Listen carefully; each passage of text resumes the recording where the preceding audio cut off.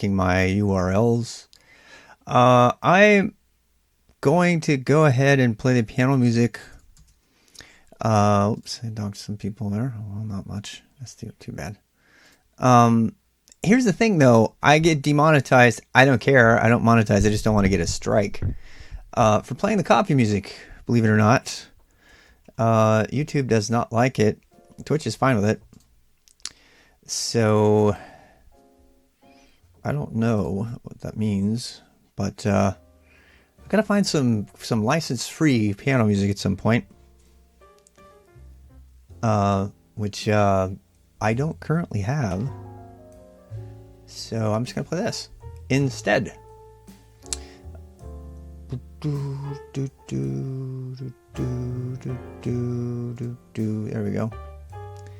Good morning, good afternoon, good evening. Depends on what time it is where you are. Is there a bunch of Baroque? I'm sure there's a bunch of Baroque music. Got enough water today. I take a break every hour. I have plenty of water. And I just don't think that that's an issue. So it is important to drink, though. Don't get dehydrated. It's more about swallowing than it is water, I have a feeling. For me, anyway.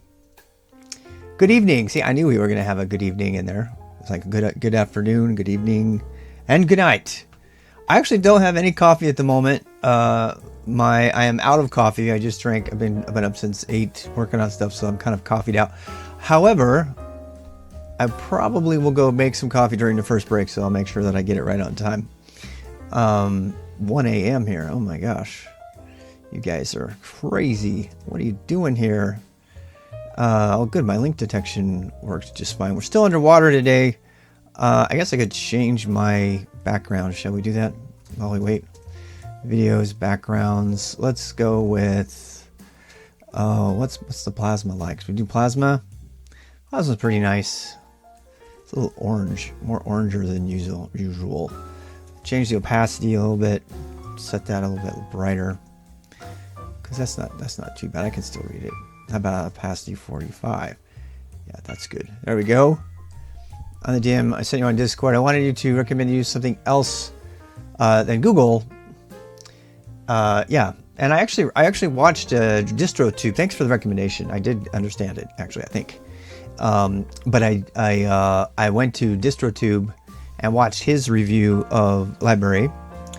And I mean, I love what he's doing over there. And he's been using it for 2 months, and he said it worked pretty well. He's actually made $2,000 in whatever their bit system is on Library. Yeah, he's great. And so, I mean, I didn't even know about it before I streamed. You gotta understand, I don't live on YouTube. I'm usually coding or making stuff or doing yoga or paddleboarding. I do not watch YouTube almost at all.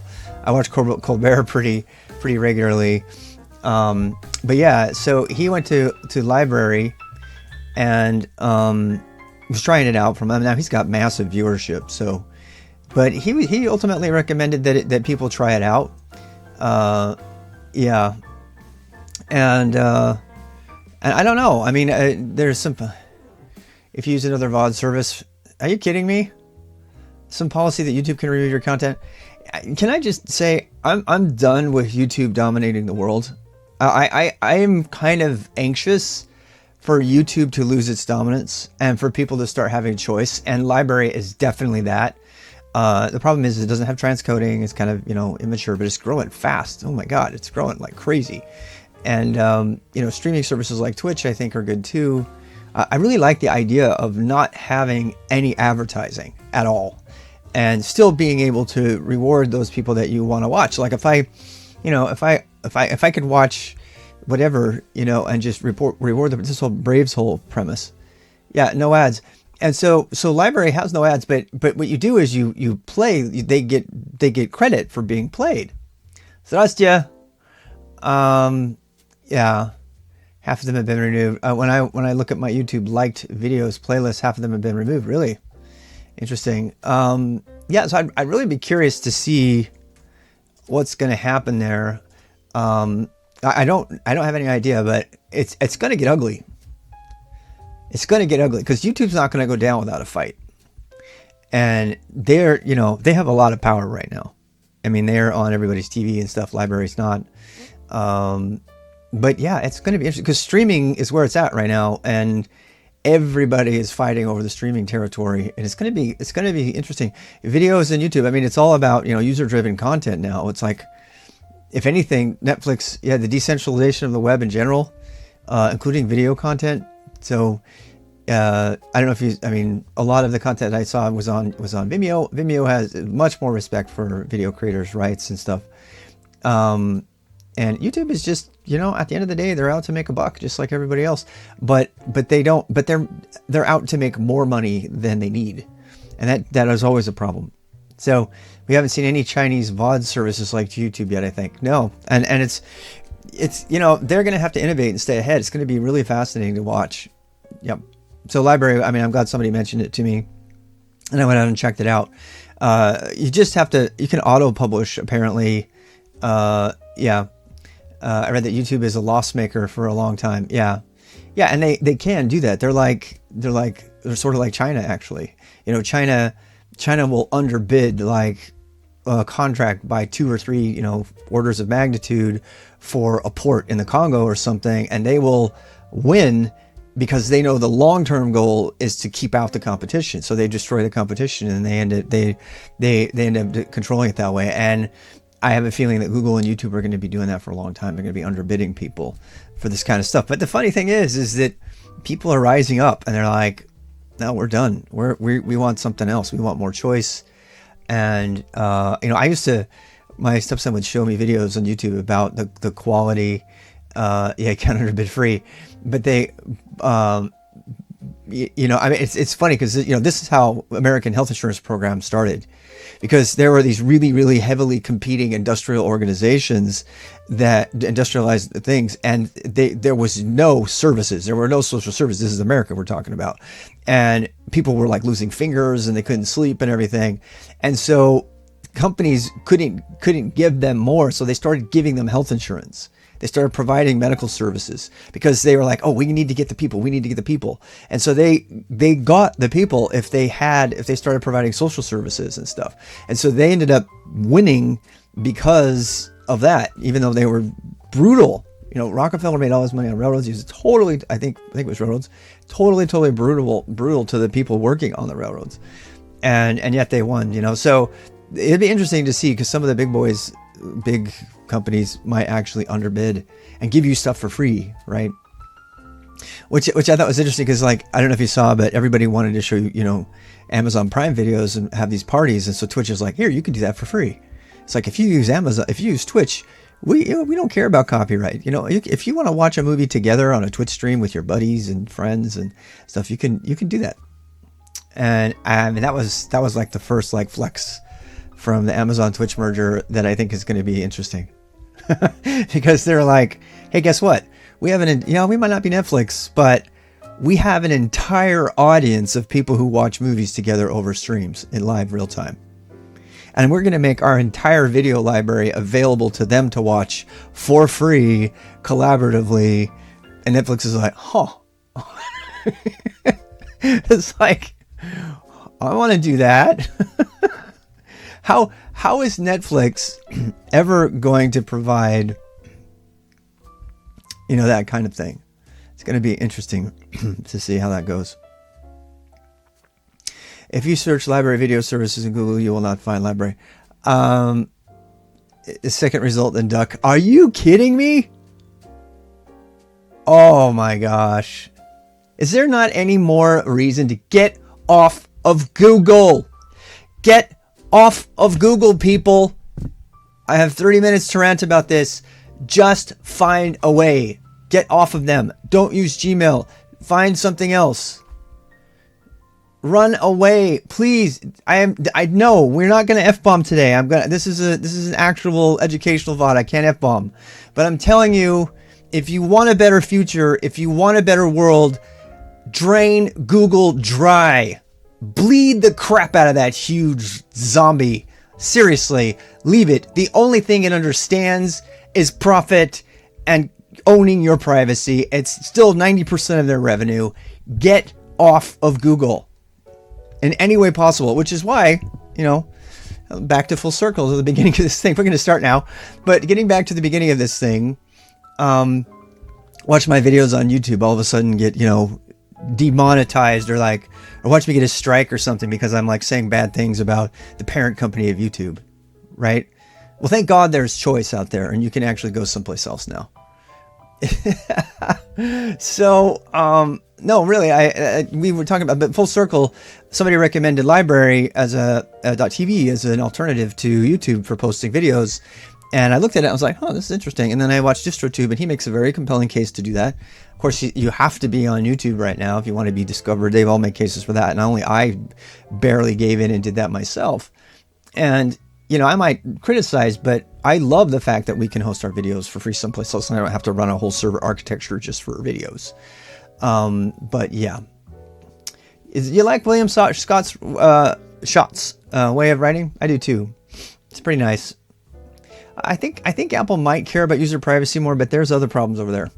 Every one of the big FAANG companies has got some major problem. And I'm going to say something extremely controversial. And I think the one that's the least controversial is Amazon. I know I'm going to get fruit thrown at me. You're going to throw Rotten Tomatoes at me now. I know. I honestly think, yes, they dominate the industry. And here's another crazy... Data is the new oil. Yeah, I actually, you know what? That's what I was just going to say too. I cannot, 1997, Mr. Rob, RWX Rob, would seriously take 2020 Rob down for saying this. But honestly, I think Microsoft is one of the better high-tech companies right now. And believe me, they're not good, so to speak. They're still about profit all the way. But if you look at the stuff they've done, anyway. Yeah, you can have privacy if you have a smartphone access, so it doesn't matter. Yeah, Microsoft doesn't have privacy either. Yeah, close the curtains. Yeah, there's really no such thing. So, but watch the TED Talk about that if you want to talk about privacy. We have a lot to cover today, so I'm going to get going. So what is today? Let's go back to the README. This all started out because I was getting demonetized for listening to piano music, and somebody else recommended library.tv over the day yesterday, and I checked it out and I was like, this is great. But more work. I'd rather spend work making great content. Just today I finished all of the auto links. Yeah, I do like what Nadella has done to MS. I definitely do. Satya's a good man. I mean, he's definitely still an executive, but I like what they've done with the company a lot. Meanwhile, Apple. Yeah. I have my monthly data, so I didn't watch yesterday. Today I used my phones. I'm sorry about that. I wish you could download it and do that kind of thing. Chrome have killed feature translates English sites. Oh, nice. Okay, so what am I doing? I'm looking at the schedule for today. We're going to pick up the book again. I believe we have to cover VI today, if I remember right. And we're going to do that. So we are on day 13, right? Or day 12. We're on day 12. Whoopsie. Day 12. All right, so day 12. TLCL so far, I just got to catch up. A lot of people have, and I have to catch up. I mean, we're going at a pace that's even hard for me to provide annotations and all the stuff I want to do. The really good thing about this is the cycle, right? So we're going to go through it, and then if you're still around in 16 weeks, we're going to go through it again. And we're going to go through it again, and we're going to go through it again. And every time we do, the content will get better. So it's like iterating on a major release of an application. Except for the application is the RWX Knowledge app and the stream that goes with it. So hopefully, I plan on keeping the old streams around. I made a playlist, by the way, so if you click on YouTube, it will actually go to that. We're not going to talk about Kali right now, how to use Kali. But if you follow along, Bernard, you'll get a good start at that. Agile knowledge, yes. Somebody used the term minimum viable knowledge base. That's what RWX is. RWX.gg, and I continue to get good information out there, and hopefully it'll get really, really well baked and really current, and I mean, that's my vision for the future. I've started out already doing it. A lot of this is just iterating on what I did at SkillStack. I've got 5, 6, 800 knowledge nodes. A knowledge node is the finite automaton of cognitive. A cognitive finite automaton. That's what a knowledge node is. I actually just wrote that today. I'm really proud of that little string of crazy words. But that's what a knowledge node is. I'm so excited about what's coming up in 2 weeks. So in 2 weeks, we're going to be just letting go on an entire week of managing knowledge as source and what that means. And it's going to be all about not just Markdown, but how to deploy or employ your own strategies for managing your knowledge. And I think this is one of the least discussed topics of all. It's not the topic for today, so I got to stop talking about it. But I'm super excited about it because there's lots of little fun things that we've been coming up with, such as, I'll just show you one. I love my checker. This is my new checker. Oh, and I made it slow on purpose. It can do the whole thing in a few seconds if I do it just muff it. But this is the new thing I made. So then I run my checker and it goes through and it synchronously on purpose. I had to turn off asynchronous. And so then it checks all my broken URLs. And if there is one, I can patch them really quickly and then start it up again and it'll go find the next one. So somebody was asking me about my continuous integration and stuff. This is how I check the quality. And I've crossed my fingers, I have no broken links currently. Actually, I just added a Vim Pandoc plugin element to my VimRC, which is going to go on my version of the Pandoc plugin, which automatically fills any empty links with default URLs that search DuckDuckGo. So I don't have to do anything if it's an empty URL. If it's an empty link, it'll be automatically populated. It looks at the text and then it puts the text in the query string. And so any of those links that I think that I want to be able to use, I can click on them and they will, for now, they'll go to DuckDuckGo. And then all I have to do is mine out all the links that are to DuckDuckGo to determine which nodes need to have local knowledge nodes created so that you don't have to go out to the internet to find them. But in the interim period, you can go search them on the internet. And basically, my RWX.gg application has just become a big sort of annotated bookmarks list because it has a little blurb about something. But here, this is the thing you should go read about. And we've always been saying this: the first thing you should learn is how to Google. And I don't like using that as a verb, but yes, take notes. Don't forget to take notes. It's really easy to forget. And a blog, maybe start a blog. But we're going to talk about all that in another 2 weeks. We talked about it at the beginning, but we're going to talk about it again during Knowledge Node Week. So enough of this. We got a lot to cover, and I'm already 5 minutes in. I'm already 7 minutes in. I wasted all that time.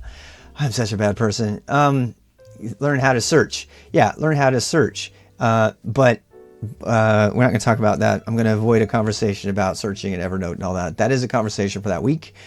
We actually did talk about that in the first week. So if you want to go back and watch the first week, I think we spent an entire day on taking notes on GitLab. So, and I talked about Evernote specifically there. So please go back. Yeah, we need a new word for search the web for exactly what you want. Yeah.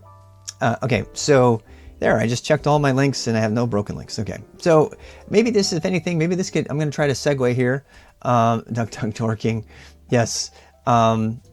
So this is one of the reasons to learn the terminal, to learn, control it, duck it, just duck it. I can play, I've been playing catch up for just over a week. You know what? And that's fine. You're going to be playing catch up because this is designed to have like 8 hours a day. So there's 40 hours of work expected from people on their own. Wow. I'm like feedbacking. I haven't done that in a long time. Something might be different, people. Apologize for that. That was a little scary. I haven't got a feedback like that in a while. Okay. Vibrant Doom guy. All right. Well, it looks like, you know what? The delay has been good because everybody's here now. So, not everybody, but I'm going to go ahead and start. The next thing for us to cover, however, is what? Let me just get here. I'm going to clean up my dot files here. Uh-oh. I took out a swear word and now you just saw it. Darn it. I've been trying to clean up my... I had to look up sed the other day and I was like, screw it, I'm going to use Perl. Perl is still so awesome. Can I just say, for using regular expression find and replace, Perl is still so amazing. I spent like a half an hour trying to do it in sed and just bash, and I was like, ah, screw it, I'm just going to do a one-liner in Perl. And it was like so beautiful, and I was like, it just works so good. Look, Perl is still a very viable command line tool. I'm just going to say it. All right, next thing. Doom guy. Let's do... why didn't Perl beat Python? We're not going to talk about that. Python is more organized. It's designed for large code bases that stay around for a long time. Perl was always meant to replace sed, awk, and troff and roff and all that kind of stuff. So it is still king of the command line. It destroys. Python is a disastrously bad command line language. We're not going to talk about get cracking. No. We're not going to talk about that. All right, so we're supposed to be talking about this today. So you're supposed to have read through page 170 or so.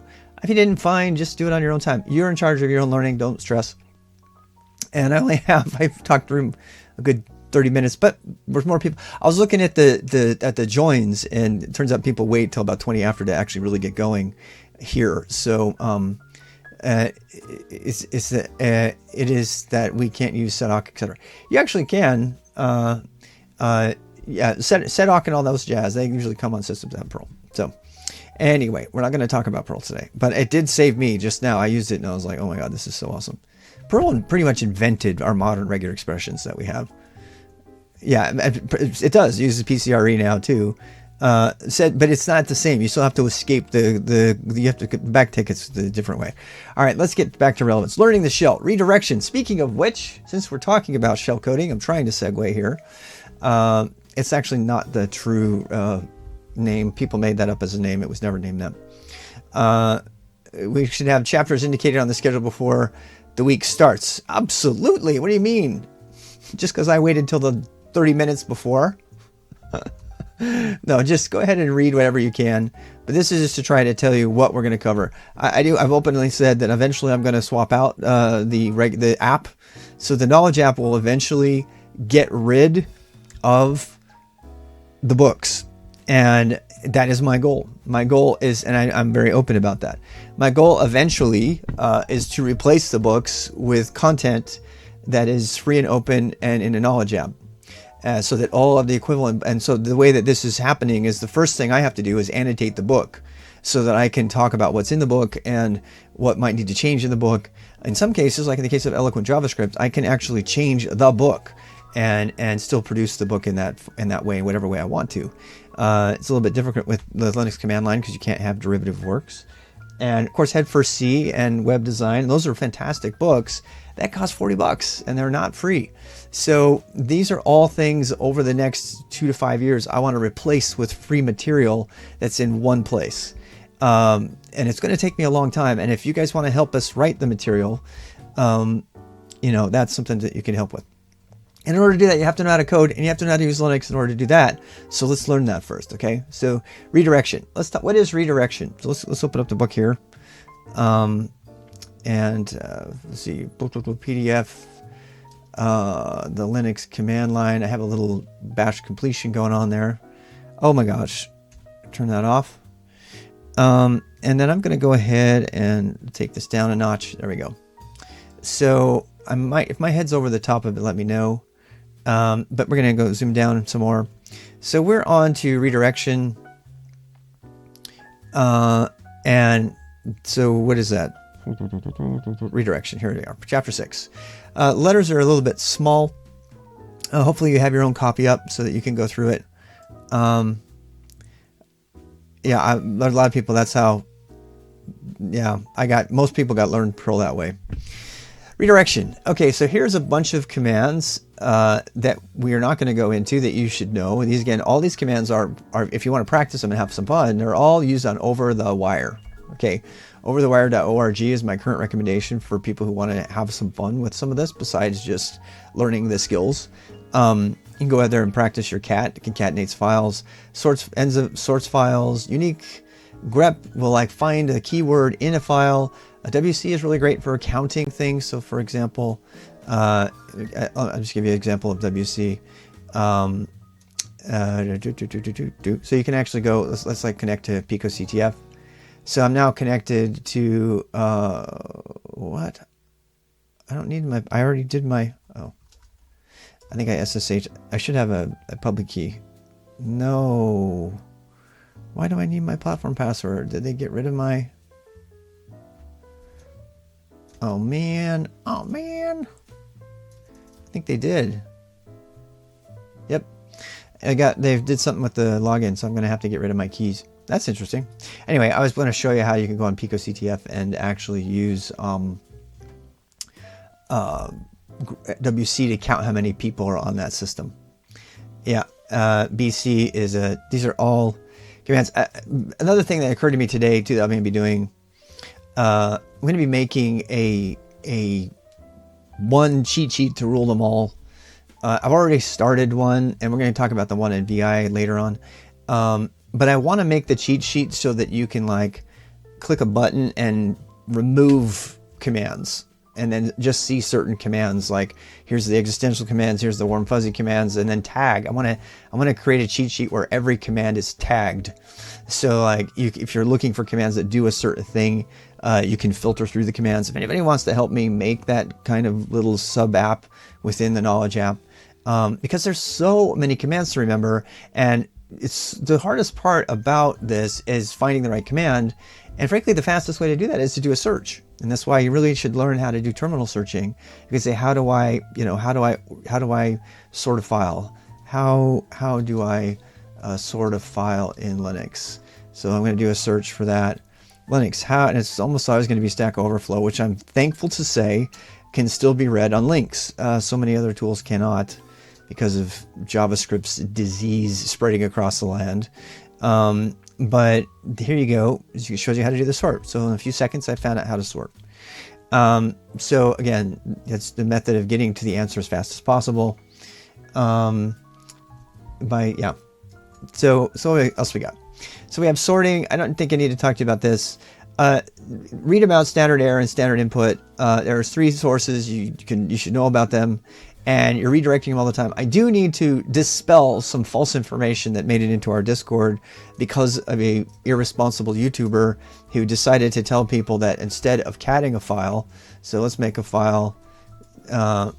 So here's like, okay, so here's a file that I had. Okay, so the way to show that file is cat temp cat foo. If I cat it, it just shows the whole thing. If I want to see it like incrementally, I can use a pager, like more or less. And then I just push tab, or space, and then Q to get out. Okay, so that's my thing. And then we have this. We have this completely irresponsible thing that somebody taught somebody in my chat, in my community, that would cat the file. It does not work. And it never will work because that is not standard. And nobody should do that. Okay, I know what they're trying to do is they're trying to get away from this.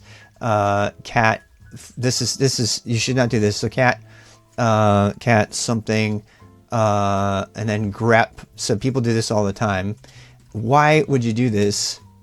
Okay, that's what I think the person was trying to deal with. I don't know that, but so you go.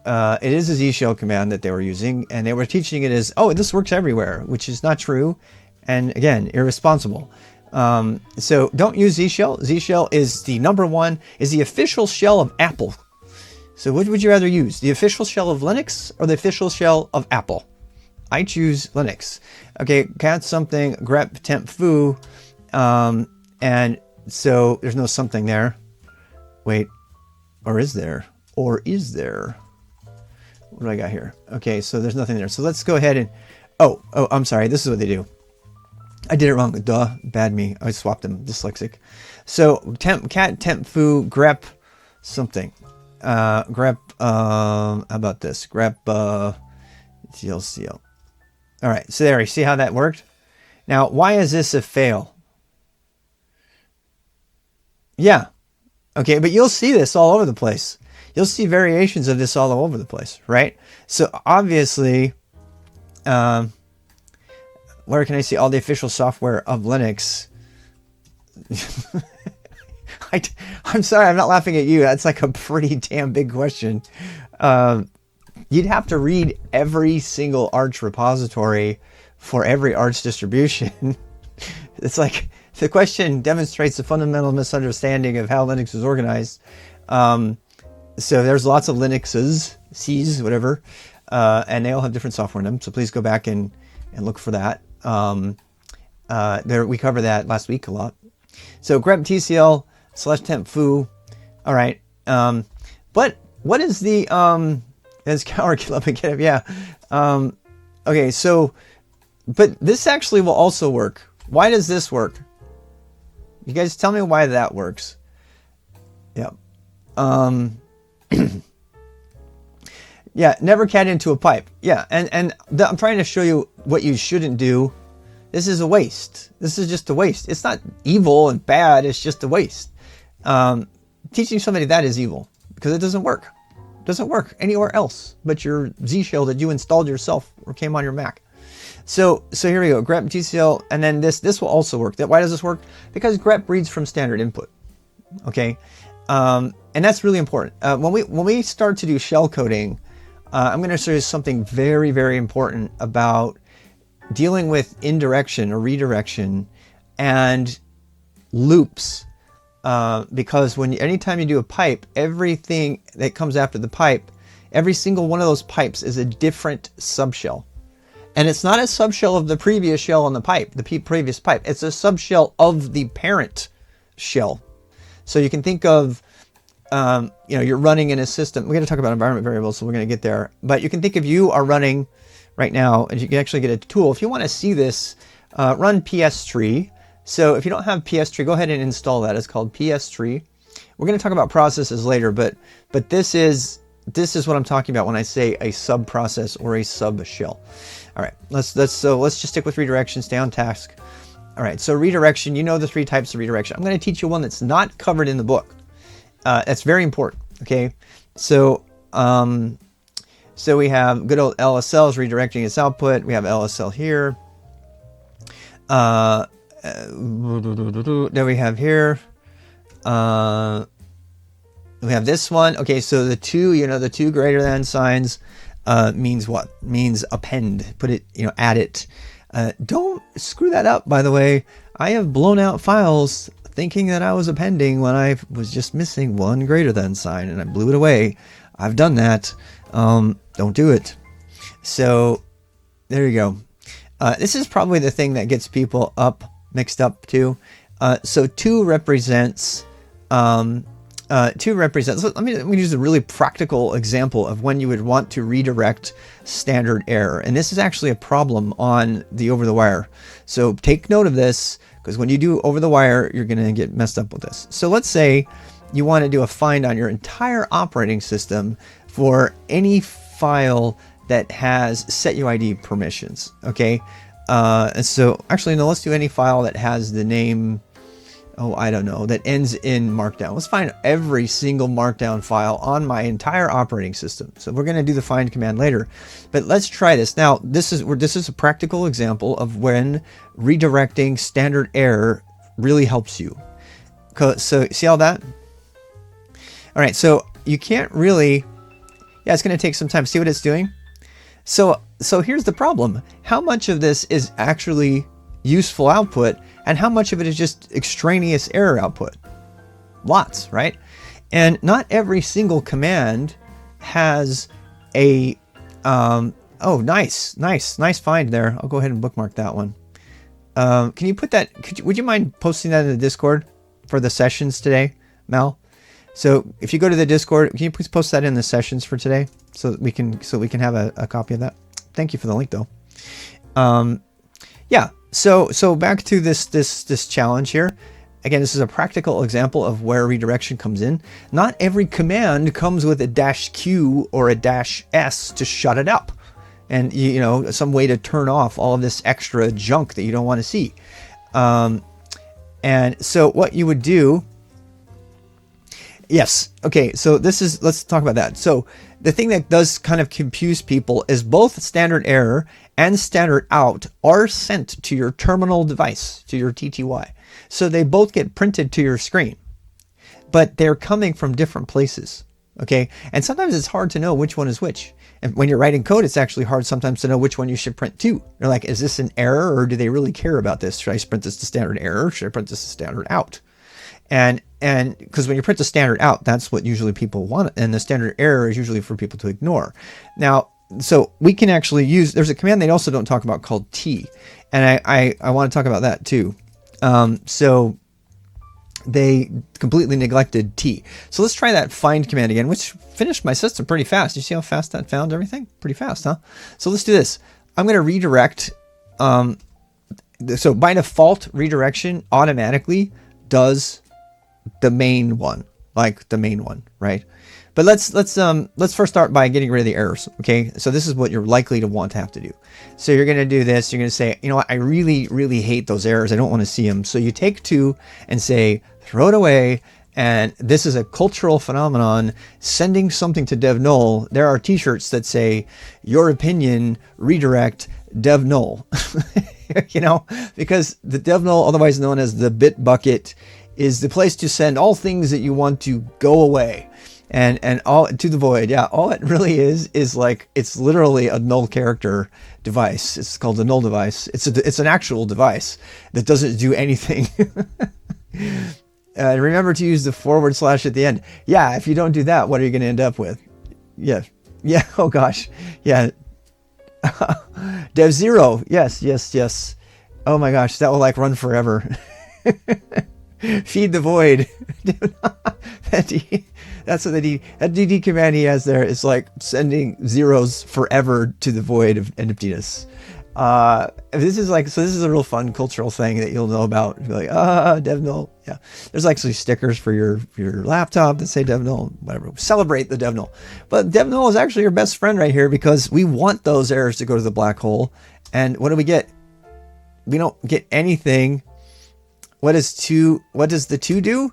So the 2 indicates, so the streams are called, there's 3 of them. Okay. So the default stream, the default stream 1 is, standard error, and, 2 is, 1 is standard out, of course, standard output. That's what you're watching every day on the stream.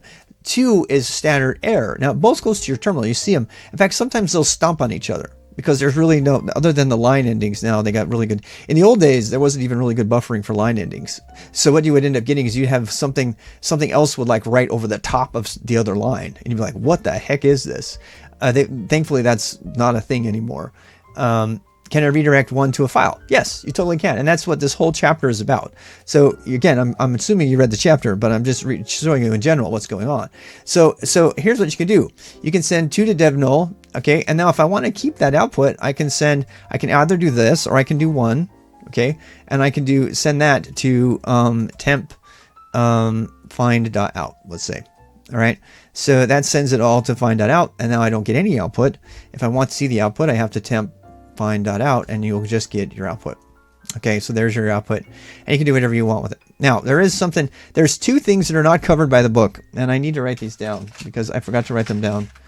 One of them is the %, and the other one is the no clobber override. Okay, these are not covered by the book as far as I can tell.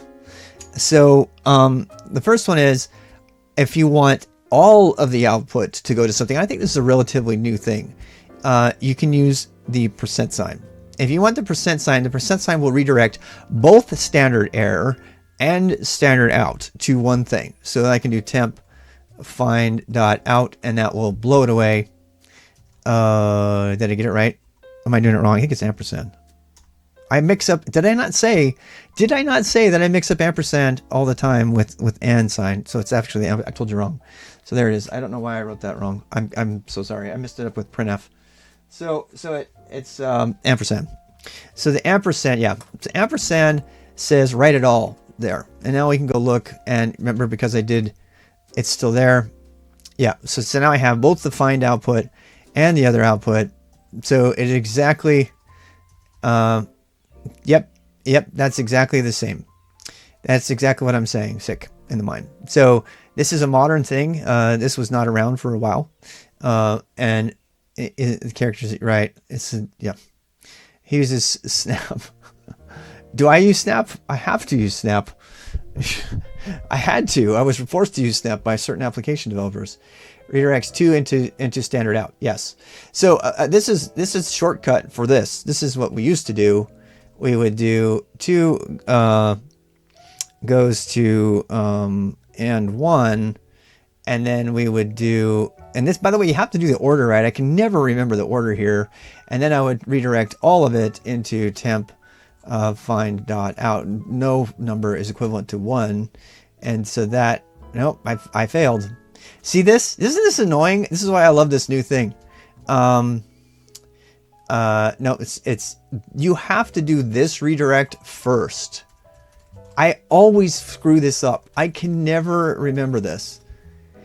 If you do them out of order, as you just saw, and they don't talk about this in the book at all, as far as maybe they did and I skipped it, but so here we go. So here we go. We have this redirect here and here. Yep. And then we have this one here. They briefly mentioned it as the old way as it was done. Okay, then maybe I did get it. So, but yeah, so you have to have the redirection of standard out before you have the other one. Okay, so anyway, and so here's another thing. So I have to turn no clobber on for this. So if you have no clobber set, what is no clobber? I have to turn my no clobber back on. I turned it off the other day.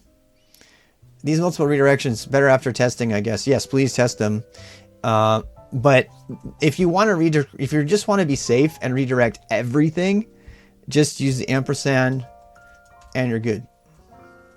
So you'll see this in modern answers on Stack Exchange Overflow and stuff like that. You'll see people starting to use the ampersand much, much more. All right. So they are now, that's just easier to think about. And when you do that, this stuff goes to a file. Yes. I'm assuming you haven't read anything of the book because you're asking a question about redirection, which is covered in the first part. Yes, that's what redirection does. It sends the data to something. So here we go. And then here it's talking about 2 goes to 1. We just talked about that. And let's go down some more. However, this order is redirected to the screen. Yes, and they give you that. Okay, so they told you that. That's good. Disposing of unwanted output, dev null, we talked about that. And we talked about dev null and Unix culture, the bit bucket, which I love. Redirecting standard input, we talked about that. You can talk about cat, we're not going to do that right now. So there's a couple things I need to still tell you about. So there's one other redirection operator, which I don't believe he covers. And this is it, okay? So, and it only happens if you have no clobber set, which we talked about yesterday. So I'm not going to go into it. But if you go set no clobber, which you might want to do as a beginner. I have to unset mine again. I'm going to reset my shell. I mean, I'm doing this the long way. I could have just done it from the shell, right? So, but, okay, so now if I try to kill that file, which by the way, so this is true, all right?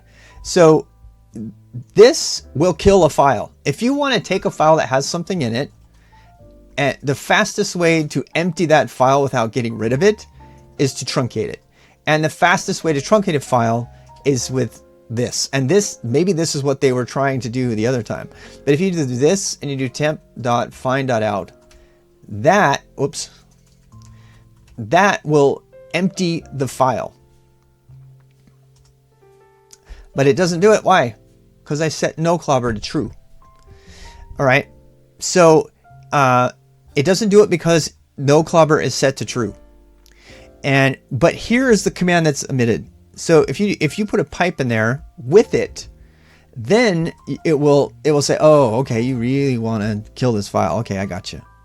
All right. And that will kill it. All right. That would also work if I did this, echo something to find that out. And then it would get rid of the file, truncate it, it's called. It doesn't actually remove the inode or anything. The file's still there. It just makes, it doesn't have anything into it. Count as an editor. I don't think so. They're just redirection. You can redirect into an editor. I don't recommend it. But you can definitely redirect into an editor. Mm-hmm. So anyway, so I just wanted to show you this last command. This is not covered in the book. Make sure you put it in your notes. So if you have no clobber set, you need to indicate that you want to blow the file away, and that's how you do it if you want to write in a pipe. The reason that's nice is if you're absolutely sure and you're writing a script that may potentially be run under no clobber mode, if you use that operator, that will force it to die. So even if they have no clobber set, that's up to you to decide whether you want to override whatever they have set in their. Most people don't do that. It's very rare to find this operator in this redirection operator anywhere, period. So yeah. So that's all we have on redirection. It's back to the cat command. Cat again. What does cat do? Cat just dumps, concatenates. It stands for concatenate. That just dumps the file, and we can do temp find.out. It just adds to something that we put in there. Yes. Yeah. The scripting bash is really quite the exercise when it comes to testing. Exorcism.io actually taught me about a bash test framework. I think it's called BAT, which we're going to talk about next week. I've never used it before, but I started playing with it. It's pretty nice. So if you want to do some test-driven development on your shell script, most people don't, because they're usually not industrial grade kind of things. They're just things are thrown together to prototype something else that will be tested. Not always though. So here we go. Cat just dumps the file out. You can actually cat a bunch of files together to make them into one. They're just showing you about redirection. Now this is one we haven't done. This is a feed. So that says take the file and hand it into the command. In other words, read one line at a time from the command. And that's where I think we have to talk about pipes. And pipelines are probably the most important thing to understand on the command line, short of like, globbing and history and stuff. So pipelines are how you take one thing and feed it into another thing. So another way to do that, let's go back to that find command, right? I'm just playing with this one in particular, but let's say we wanted to save off any of the permission denied errors, and it has to say permission denied. We could use a pipeline. So now we do a pipeline, and we're going to add a pipe that says, okay, take everything that comes out of that and then pipe it. And there's going to be an error here on purpose. I want to see if you catch it. What's wrong here, guys? I'm about to pipe. I want to get the permission fails, right? So I'm going to grep. What does grep do? Grep just prints the lines that match. So inside of here, I'm going to grep for permission denied, the word permission, right? So this will show me every line, all those permissions errors, right?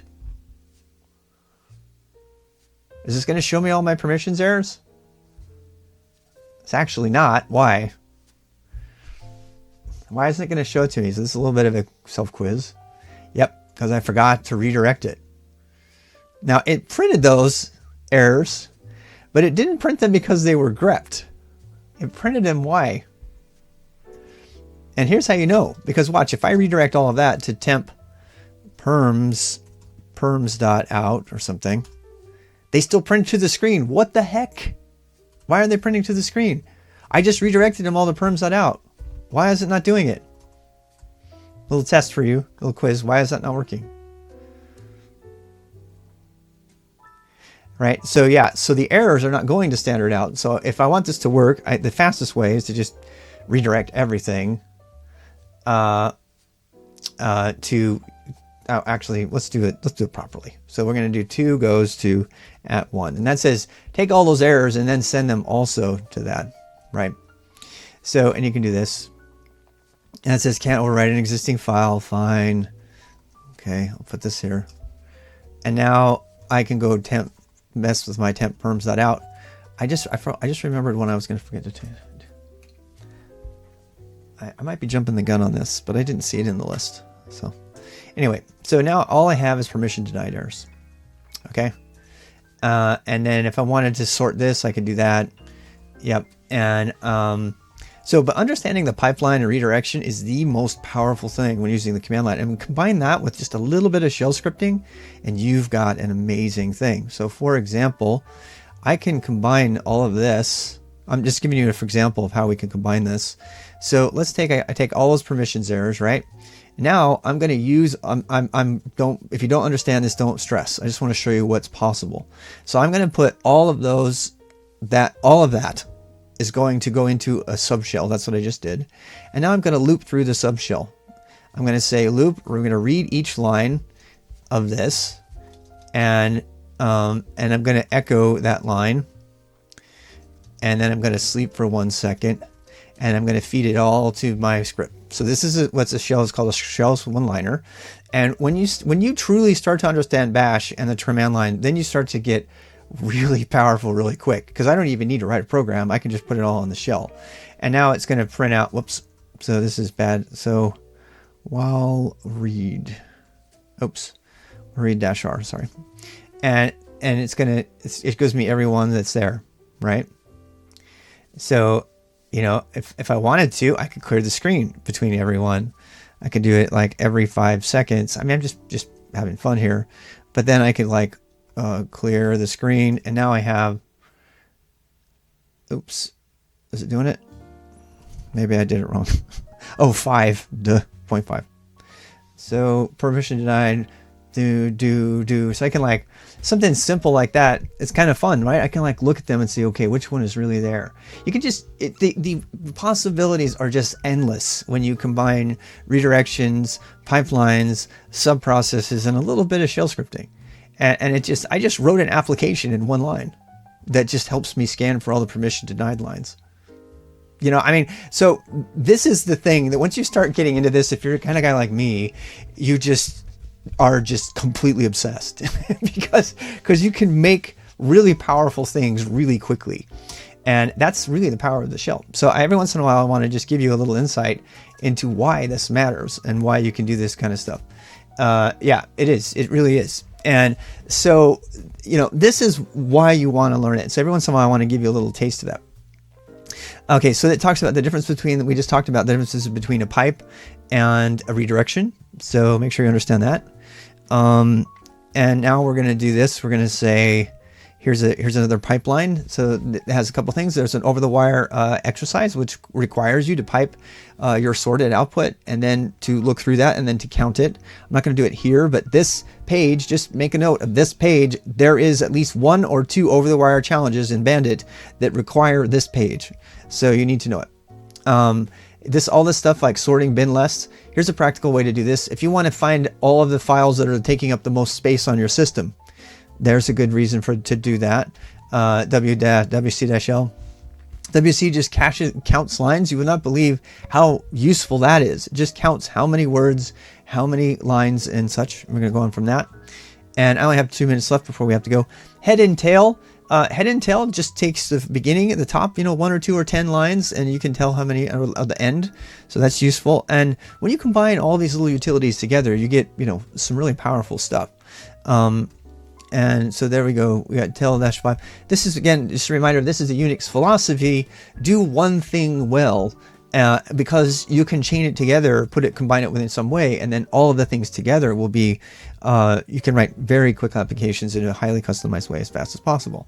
This is also why you want to learn these commands and you want to learn this shell more than you want to learn Python, because Python requires you to stay within the confines of Python. The shell allows you to duct tape things together just to make something work for the purposes of having it work, like like Scotty in Star Trek or something, and then move on and make something better later. Which you might want to at that point. Oh, it does cover T. I missed it. I skipped over it. Okay, so what T does, T is a very special tool. Performance. Well, this isn't about performance, okay? This is about getting something to work as fast as possible. So the emphasis for things like shell is on quick things fast. It's not about long-term performance and maintainability. It's about writing something really quickly. I only have 10 minutes to hack the system before, a bomb goes off. That kind of stuff. How's it going?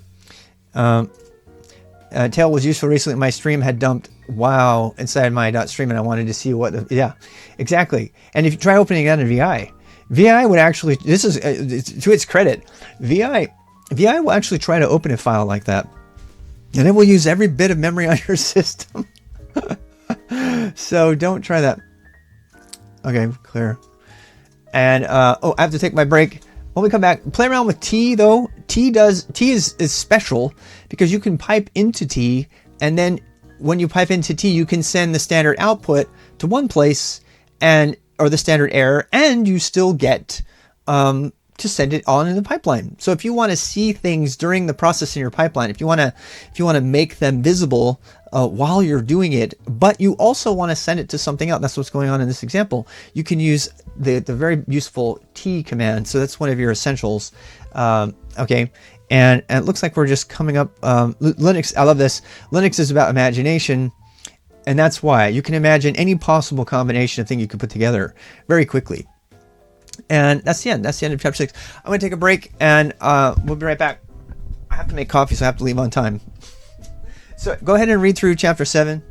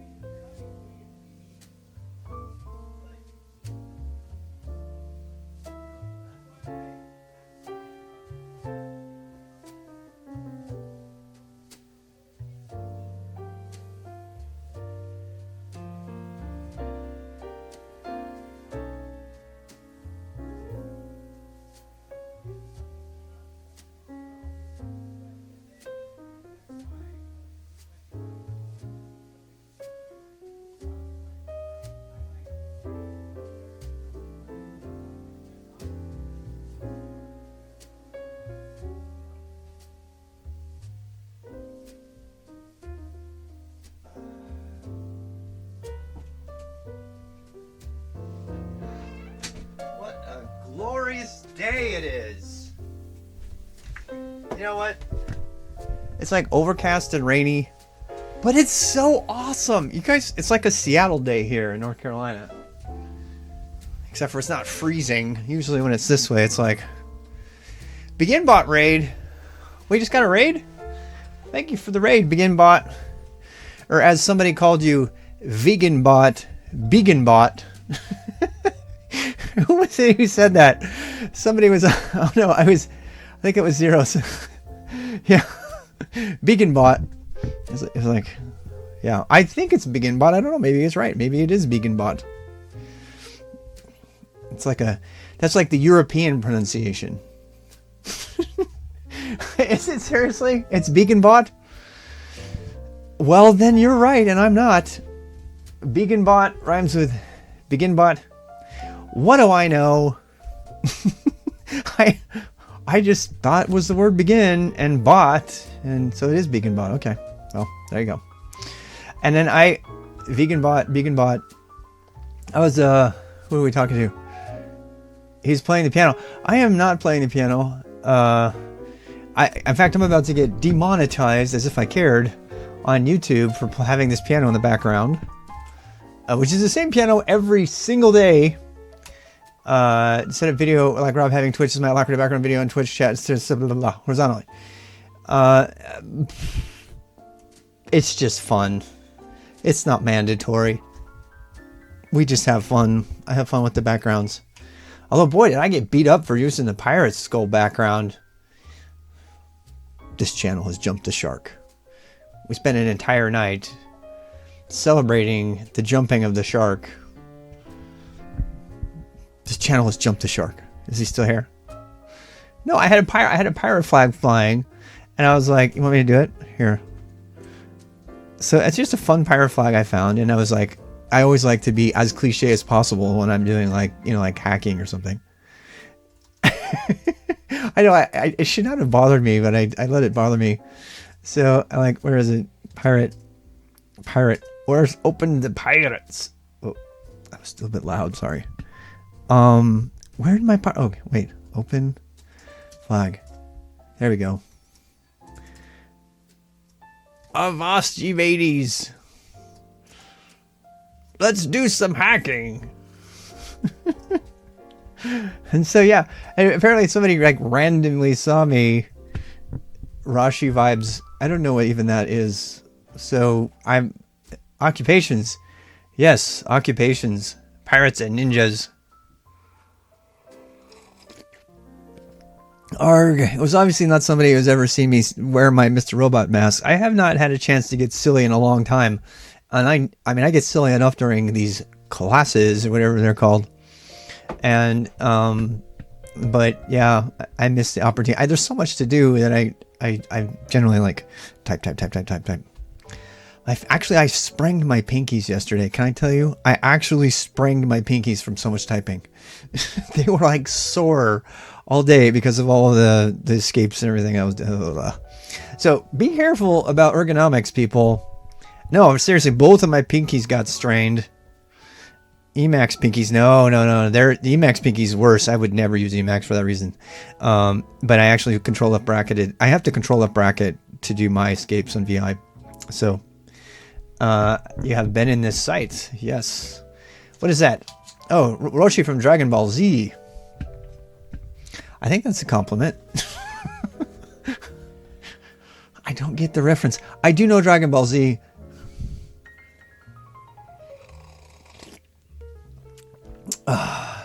Yes. This is my wife's creation. Got a nice happy doggy on it.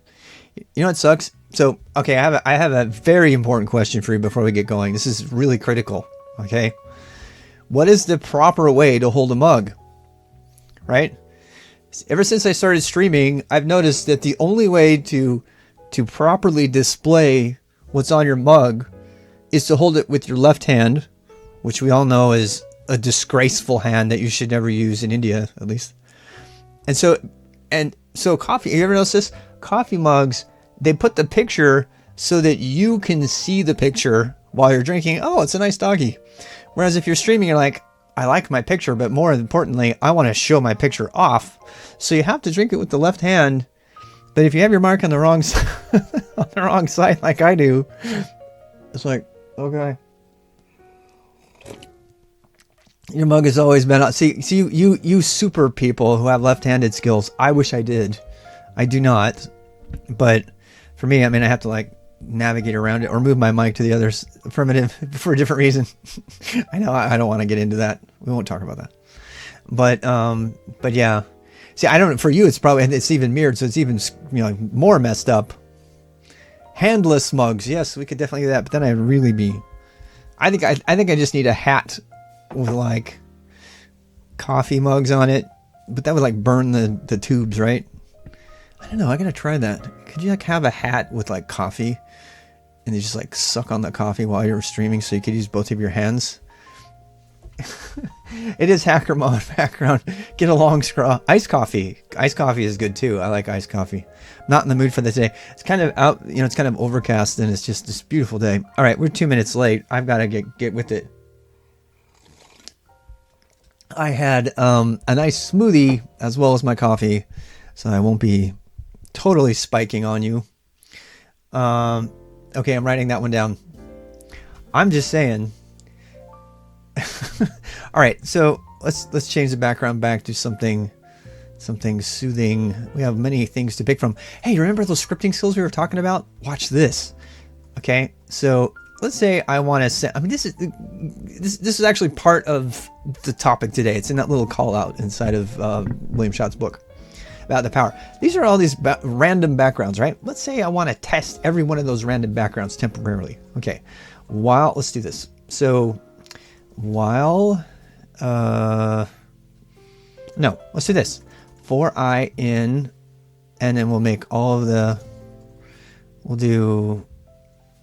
I wonder if this is going to work. This might not work. Let's do this. There's lots of ways to do this. So let's do ls-1 and do echo we're going to echo the done. And that's going to show me all. Oh, look at that. See? Thought about that. We have to put it in double quotes. So there we go. Ooh, there's too many dashes in there. That's not going to be good. So let's try this. Let's try Ryan LS. Nope, maybe not going to work. That one's not going to work. Anyway, chicken streamers are popular in the science category. They are really popular. Should we see how popular? Actually, I eliminated them. I eliminated the trick. Ooh, what is this? We have some fun stuff in here today. Look at this. Look at this. This is a fun one. Look at that. I'm not even in the top. Oh, there I am. Oh, I am there. Okay. Well, whatever. So, let's do our stuff. Anyway, I was going to say, you could do that too. The problem with that one is, that's also much easier. The problem with it is the same problem. So, okay, now it's a competition. I see how you guys are. Can we spend a bit of time talking about subshells? Yes, we can, because the topic is going to be processes, and that is what that is all about. That's much better. Much better. Okay, so then you can do this. You can do open, so we can open each one of these backgrounds and then pause temporarily for 0.5 seconds and then do the next one. So, see, look, and by doing, oh crap. What did I do wrong? Bad me. There you go. Wow. So there's all the different things. So it's like, look, oh wait, we have an actual picture in here. Oh, I better get rid of that. Okay. So it's just showing me all of my different backgrounds. And, you know, just a little bit of shell scripting. Do you mind if you send a private message first time being here by doing a mistake? Well, yeah, sure. I mean, whatever. There's a whole Discord. Go ask the question in Discord. I'll try to answer a question in private messages, but I don't. What did you say something I needed to agree with? What did I miss? Vegan bot. What did I miss? Handless mugs. That I agree with. What else did you say? Chicken streams. Chicken streams. Referencing turtle. Oh, so here. I see our mentor, so I figured I would ask this since I asked BeaconBot and you have a LinkedIn. Do you think a beginning dev needs a LinkedIn to get a job? Yeah. Of course. I mean, everybody needs a LinkedIn. I don't like it any more than anybody else does. It's just the law of the land. If you don't have a LinkedIn, dude, LinkedIn is the modern resume. I have read high paying. Well, that's fine. I'm not saying you can't get a job without one. I'm saying it's ridiculous to try to get a job without one. So, yeah, I've read you don't need a LinkedIn to get a job. Definitely not. Will you get a job easier with a LinkedIn? Definitely yes. That's undebatable. I mean, I can pull up so much objective evidence of that. So, beginning with, I actually read a job posting that said, don't send us a resume, send us a link to your LinkedIn. High paying, $200,000 coding job. Yep. We're not going to spend a day making LinkedIn. We do. I actually talk about that, but there's a thing I wrote up. It's called Good to Gig. And being good to gig means having it, obviously even more important than your LinkedIn profile is your personal business portfolio. Again, getting a job is all about having proof that you are trustworthy, that you will do the job and can do the job. And everybody establishes that proof differently. That trust is built differently, but it begins by proving you know what they're going to pay you to do. That is what it's about. LinkedIn, in that sense, is not going to do that, other than it's going to itemize. It's one way to itemize all the things that you can show someone else to initiate that trust. And then when you get the trust, you get the job and the money and everything else that comes. I think you can just have a GitHub. I really do. I know people who've been hired off their GitHub completely, just off their GitHub alone. And the more engineering you are, the less likely you are to have a LinkedIn. There's a lot of people who hate LinkedIn. Doesn't matter. You still have to have it. It's just like hating YouTube or Google, you know. Tuesday after I doubted their security. Yeah, their security. Yeah, I mean, look, it's like one of those things. LinkedIn is a gold mine. Yeah, insecurity, gold mine. But I have hired several talented principal engineers without LinkedIn profile. Yeah. In fact, I'm going to say, this is going to sound really triggering. I think the more specialized the engineer, the less likely they're going to have a LinkedIn. I mean, I've known people at IBM in particular. I've known IBMers who were barely socially skilled, but in one specific case, the guy had multiple patents and was an absolute best hire, but he was a walking computer. You know what I mean? He wouldn't even know what LinkedIn is. So, and he wasn't Asperger's or anything. He wasn't autistic. He just was so totally brilliant that the concept of having a LinkedIn was like stupid to him. So Vegan Bot, you can just count yourself as one of those people if you want. But I think that the more specialized the engineer, the more focused the human being, the less likely they are to have to worry about their LinkedIn. They also aren't worried about Twitter and social media. And when I taught college courses before, I would say, I want everybody on here to go create a Twitter profile and to get on GitHub and get, why do I need that? And I said, because you need to build your professional network. And they're like, no, I don't. I'm like, okay, but you actually do. And so maybe you are the super person who's going to get found and who's going to get that job, but most are not. I'm not calling you socially inept. What I'm calling you is focused. Let's call it different. All right. Don't be offended. There are a lot of people who are very, very, very, very focused and who already have contacts with people in another way. And those people do well without a LinkedIn. But 90% of the rest of us need a LinkedIn. Dude, I get calls, for better or worse, I get calls from legitimate recruiter contacts about once a week. Because I've had my stuff, most of them are for Java, by the way, which I'm like, please call me back when you have Go or anything else. My point is, you want to improve all of your chances. And that means having stuff that people can find that demonstrates your trustworthiness to work for them.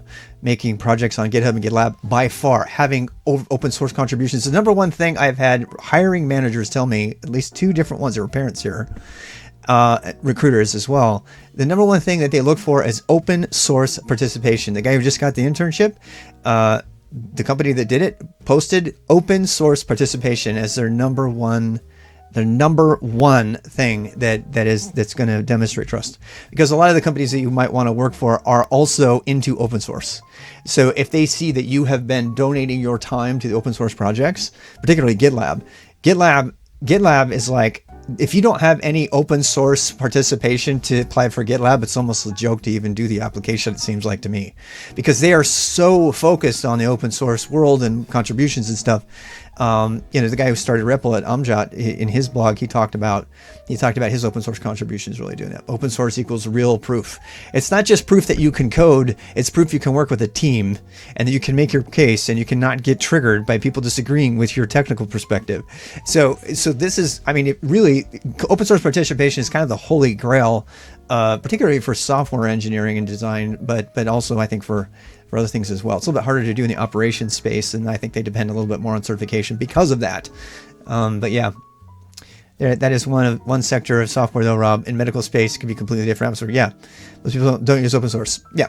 Now, that's true, but if you're trying to break into the industry or get an internship, I think they want to see your coding ability. So again, Don, if you've got to have some way to prove to the person giving you the internship that you can do it, however that is. And sometimes it's a ridiculously stupid whiteboard interview. Sometimes it's bringing you on part time to see how well you work, and sometimes it's just a conversation.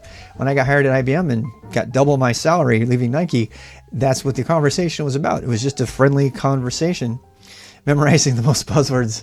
If you get hired because you know the most buzzwords, God help that company. Half reading my website. It's just fun. All right, we need to cover some content today. We still have plenty of time, and this is a real important topic. I apologize for having it right in the middle of everything, but when we get rated, I do like to talk about things that are important. And for many of you out there, this is the reason you're doing this.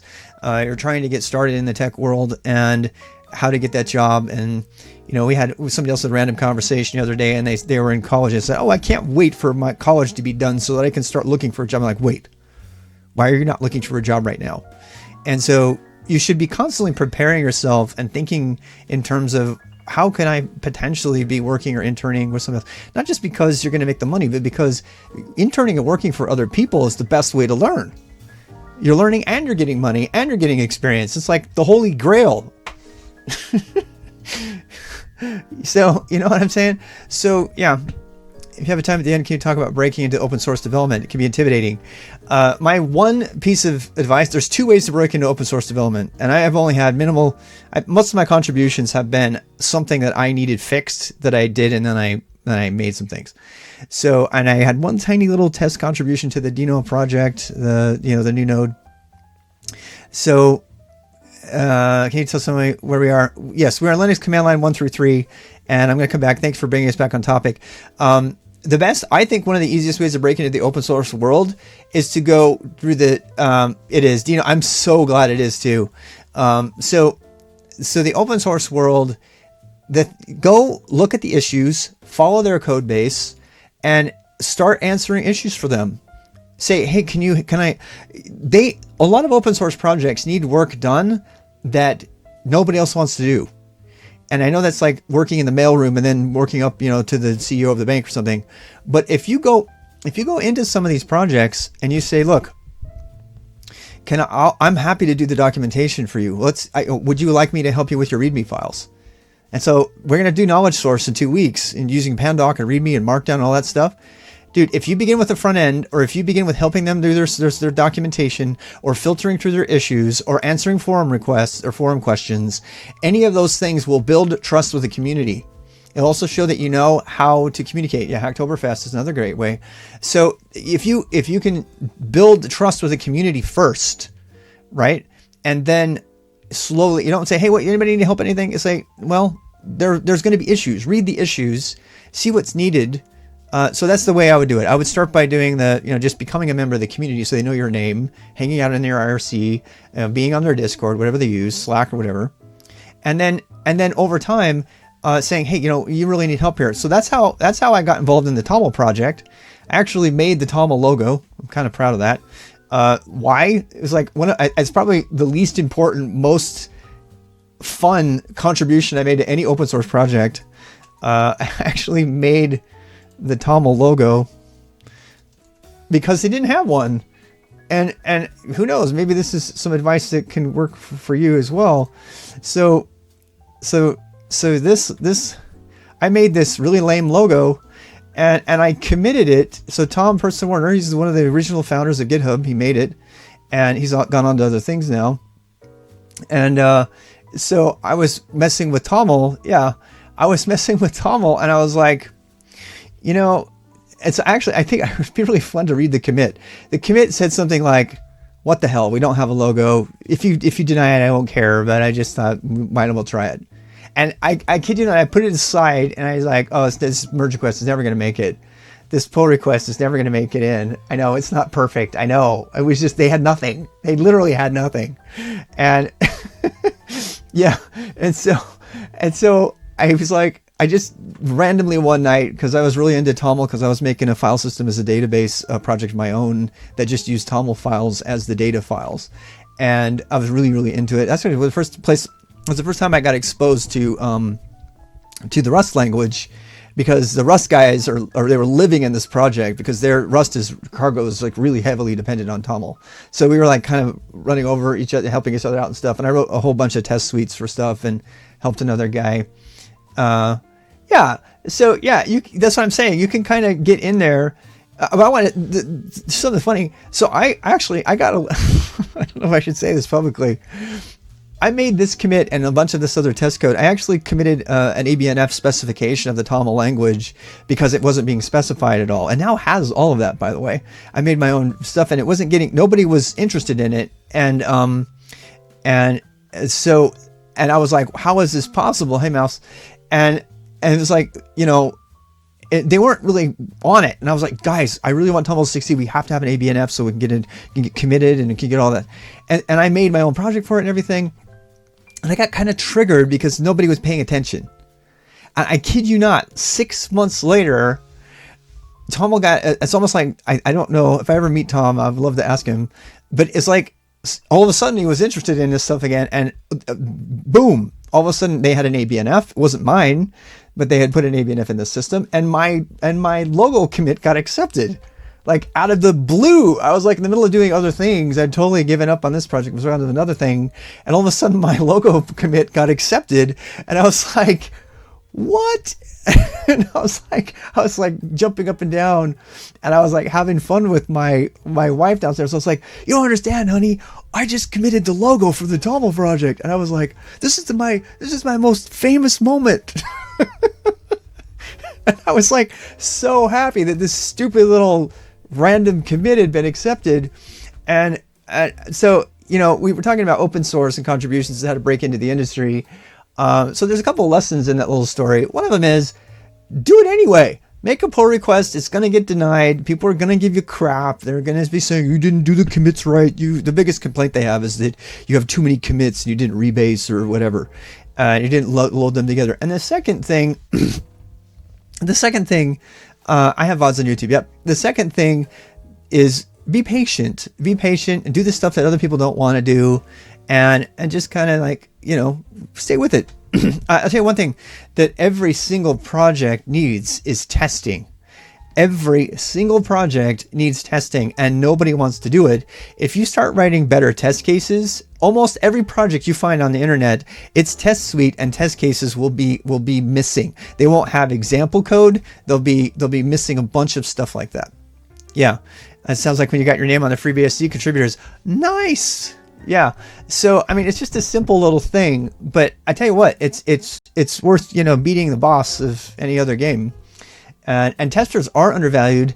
And so if you find that grunt work that is necessary to the project, but is not being done, documentation, testing, logos, you might find your way into the project, and who knows, you might get a job after it. That's actually exactly how Amjad got hired by Facebook. If you go read he's created Replit now. And that's exactly how he got his in into Facebook, and within Facebook, it's how he got his in into the React project and the Babel project, and now he's running his own company, and he's funded out of Y Combinator or whatever. So this is how it starts. Howard, is this the first time here, and I was randomly reading the article from Tom Preston Warner. Yeah, because it just came out, right? I just read his article too. Yeah, he's an interesting character. Tom, by the way, if you want to read the story of a Silicon Valley technologist, do your research on Tom, on his life, on the couch surfing he had to do before he got GitHub launched, and he was doing another thing with he was doing the whole logo thing. What was it called? Anyway, we are way off topic, but this is relevant. I mean, it's not just directly relevant to today's beginner boost, but maybe I'll just channel it out.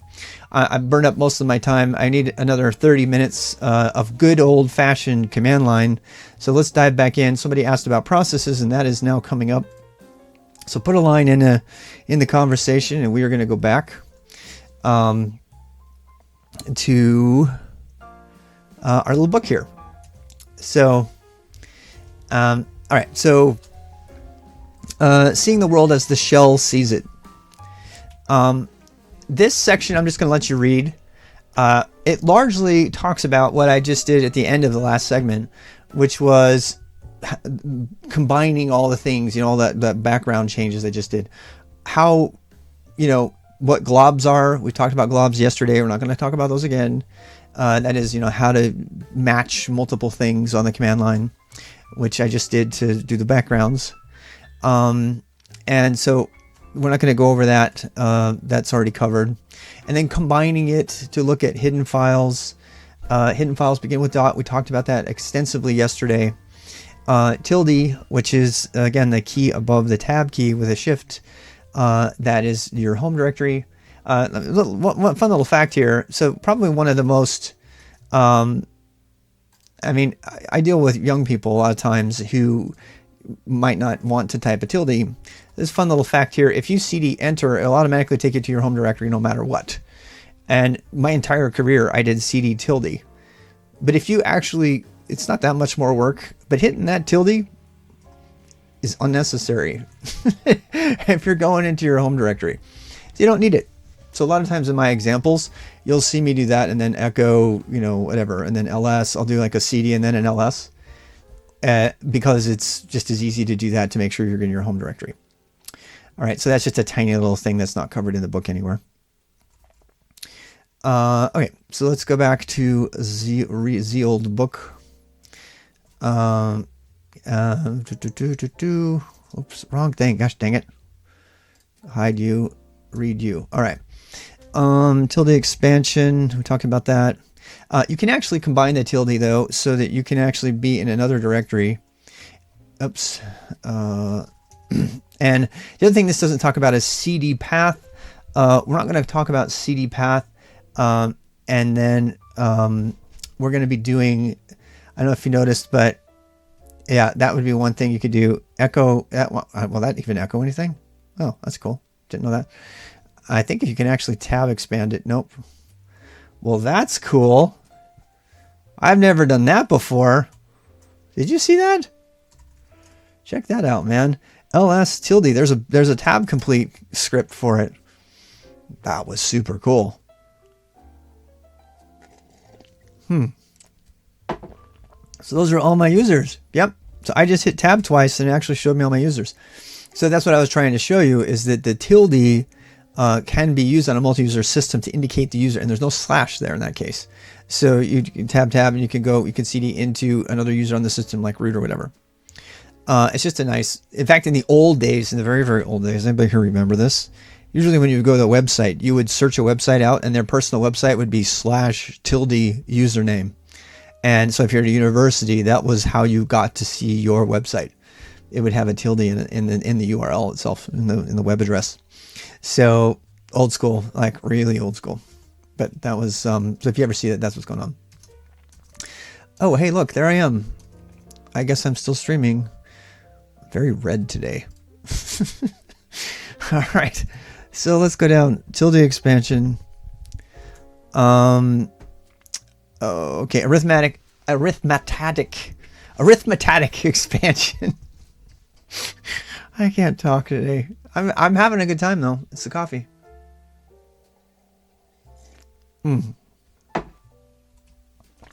How do you do arithmetic in Shell, people? All right, so there's actually two ways to do arithmetic. I'm going to teach the one I don't think they talk about very much.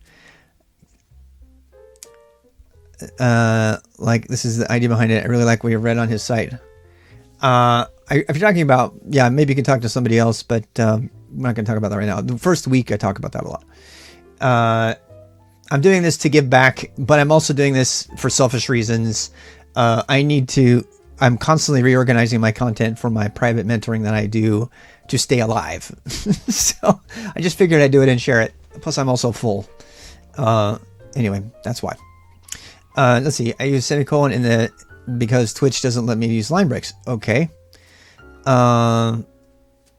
Okay. So yeah. Stick with the newbie thing. Let's see here. Arithmetics. So, okay. See all these functions here? Addition, subtraction, multiplication, division, modulo. Again, this stuff too. Please see. Please visit. Oh, come on, Rob. Please visit rdbx rdbx.gg/typing and the symbols. If you do typing, so here we go. If you go to typing, if you want to save the world, education is the fastest path to it. Nelson Mandela. Okay, so typing keyboards. So if you go to rdbx.gg/typing, you'll see all the names for all of this stuff that we're calling them. But they actually have meaning, and that's what they're talking about now in the PDF. So they're talking about all the math operators. We're gonna get way into the math operators when we talk about JavaScript, but Shell has its own math operators, and they're generally universal. The only one that's a little weird is powers, and some languages do it differently than others, and I won't confuse the issue right now with how JavaScript does that. But so exponents, for example, exponents are the 2 stars. Some things do that with a caret, and so yeah, and so we have addition, subtraction, multiplication, division, and modulo. Modulo, which means the remainder. Modulo actually has a lot more value in operations here. So I'm going to tell you something that's not covered by the book. I'm going to stick on showing you stuff that's not covered by the book. Well, thank you. So here we go.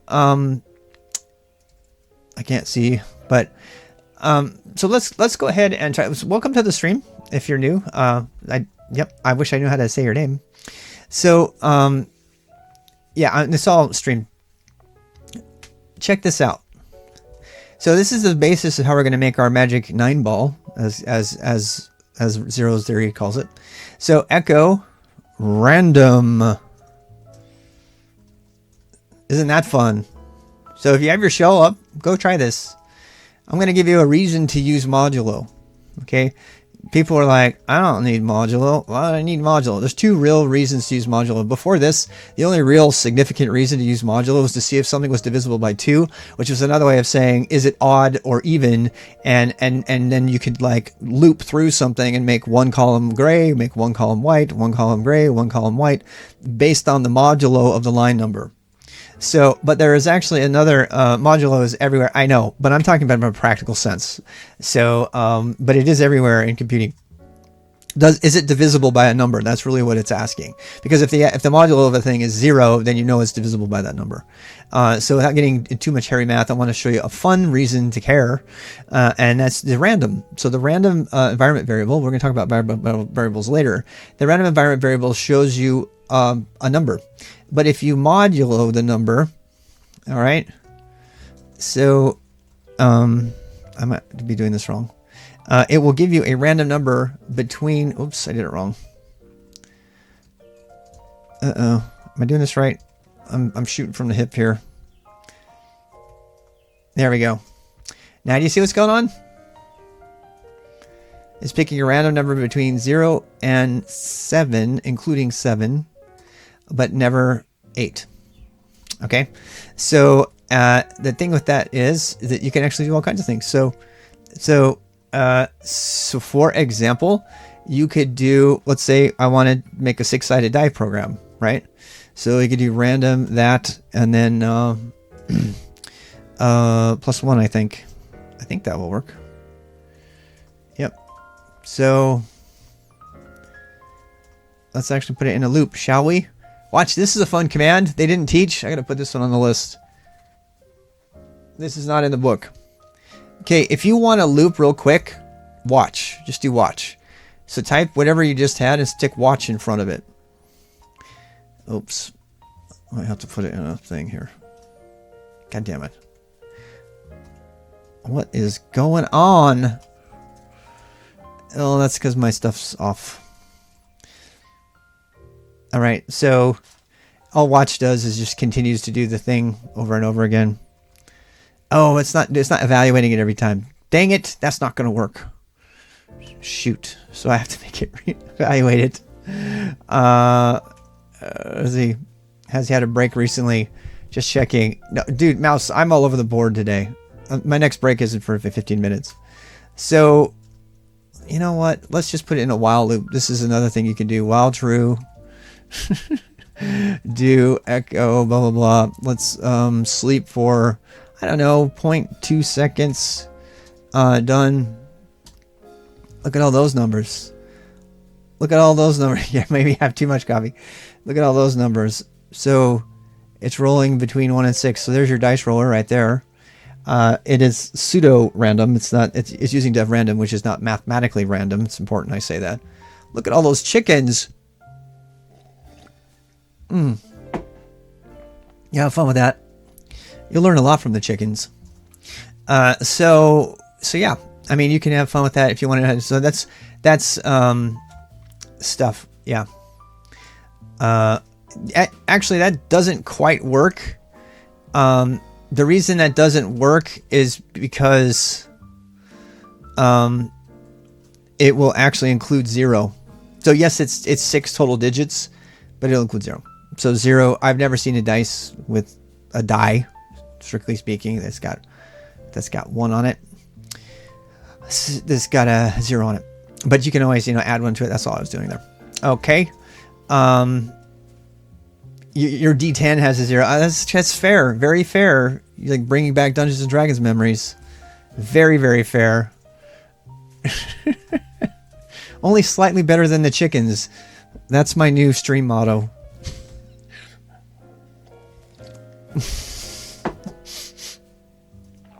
Okay. Yeah. So let's go back to the book. So we did math.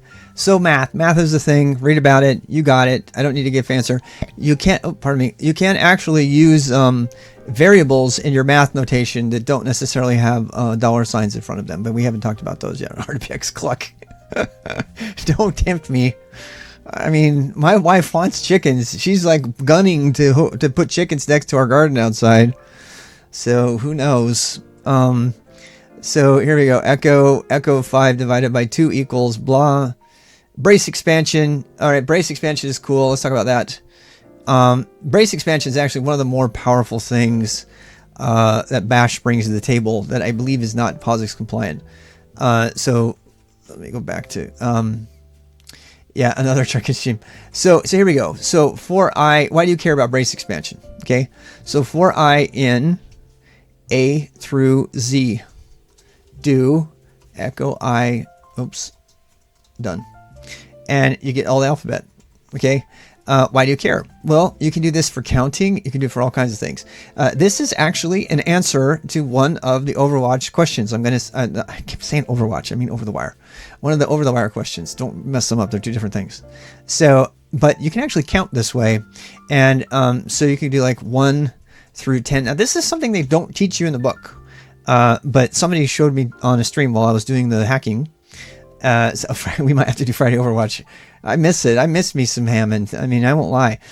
Here's what somebody showed me, and I did this complicated printf. Watch, this is what I did. I was dumb. Somebody showed me, like, really, dude, really, like, really, you did it successfully, yay! And then he showed me this other way, and I was like, are you kidding me? So watch this. Learn to do your own research, answer your own questions, and really look at things. Quote by Rob. Yeah. So anyway, you know who I'm talking about. Check it. So if you do this, I think it's like S, right? Yay. Okay, so it prints all the numbers because I wanted to have I wanted to be zero padded. If you have to do printf, printf is a thing from all things. And no, not just echo dash n. Watch, this is actually okay. So I wanted it to have a 0 in front because, like, for example, I'm like, well, let's say, for example, all my stuff is 0 padded, so I have a 0 in front. So you put a 0 like that, and you get, oops, not completely 0 padded, so I need 0, 2 to get 0 padding, but it's not zeros padding. It's like padding, but it's not 0 padded. And I think it's dot 2. Nope. This is me being dumb. So, and it is a D. Okay, let's do D. There we go. Good. Thanks for that. So there we go. All right. And then, and of course, let's do the \n. Yes, you got it. Somebody noticed the actual way to do this. So you can do it this lame way that I just did that you probably know about. Or you can do it like this. Echo. Put a 0 here. The end. There it is. Huzzah. 0 padding is in the book. Is it? Did I miss it? I tell you, I skimmed it really fast. I skimmed right over that part. I feel bad now. Is it there? Thank God. Okay, yep, there it is right there staring at me. I didn't know you could go backwards, though. For string concat as well. String concatenation, yes. Yes, for site and Gmail images, dig plus short site Google done. Ooh. Ooh. Yes. That's nice. Yep, we can go 1 to random. Yep, lots of good examples out there. All right, so what else can we cover? 2009 to wow, this is cool. That's not something I usually do, but ranges are really powerful. And brace expansion is just awesome. So like another thing too is if you want to look for all of the stuff on your system that's ending in .jpeg or .png, you can put those in a brace expansion. There's like all kinds of ways to do this. Tell me about the Twitch command. You can go look at it. There's you a copy. Now you have your very own copy of the Twitch command. Okay. It's a bunch of stuff that I've just thrown in there. All right, so let's go down here and we do echo user, print env, command substitution. This is the most powerful thing. I cannot tell you how powerful substitution is. And he does talk about backticks, and I think he does talk about not using backticks, which is a bad idea. So I'm just going to say don't use backticks. But yeah, I look, the favicon is not mine. They rickrolled everybody because it's mainly designed to be read from the terminal. And that is using a tool called Eeks that I use. There's my copy of Eeks if you want it. All right, so we have echo ls. This is super important. Make sure you read that command substitution stuff. I'm not going to go into it other than to say use dollar parentheses for everything, because you can nest them. Biggest takeaway from that is you can nest dollar parentheses. So echo ls, right? And if we wanted to do, you can even pipe in here. You know, you can do whatever. But the main thing is you can actually have another thing. Echo now. All right. So and that does a thing. It's like, I don't know why you would do that. Echo is something plus now. So yeah, I mean, the point is that you can nest them. You can't nest backticks. So backticks might be easier to type a little bit, but no, just don't use them. Just use this for everything, because inevitably you're going to do a backtick and then you're like, but I need to put another backtick in there, and then you have to go back and erase the backticks and go ahead and put the dollar parens, and you might as well just start with the dollar parens. Then you don't have to like rechange it all the time. Just don't even talk about the other one. Here's a really good example of this file where he's got a pipe inside of his backtick subshell. That is a subshell, and they talk about processes coming up here soon, and we've had somebody ask about that, and I think we're going to get to it today. Double quotes versus single quotes. The big takeaway from double quotes is that variables are expanded, and they are not in single quotes. So very, very important distinction. That goes for the subshell parameter. What do they call them? Command substitution. Okay, I'll use the proper name. So there you go. You got your calendar. Single quotes. You want to use single quotes to make sure that nothing gets expanded at all in there. Interpolation. Yeah. Escape characters. Backslash is what you're going to use for that. Backslash is generally the escape all over the world. It's escape for characters in Pandoc as well and other programming languages. So make sure you just memorize, use backslash for escape things. Also makes using the old school Windows command shell really problematic, because it uses backslash for file paths and stuff, which was always so annoying. I'm glad that's dying. I'd say it's pretty dead at this point. Right, and spaces. So let's talk about that. So let's talk about that for a second. That's a big deal. So let's do this. So we say touch some stupid file name, and now you can list it. And with a star, you can see it in there. All right. Now this actually, I'm about to answer another over the wire thing for you. How can you get that? So they have one where it's got the spaces in it, and you're like, oh no, what am I going to do? I can't get it to list properly. Tab, and you're like, oh wow, look, it found one and another one. What am I going to do? So I put backslash space tab, and it will find the one with spaces. So if you have something that's got really weird characters, you can have emojis in characters' names and stuff like that. If you get something that's really weird, just use tab completion for the win, because it is so fast at showing you exactly what you need. And it will even escape all the spaces for you and show you properly how to do that. You don't have to mess with it.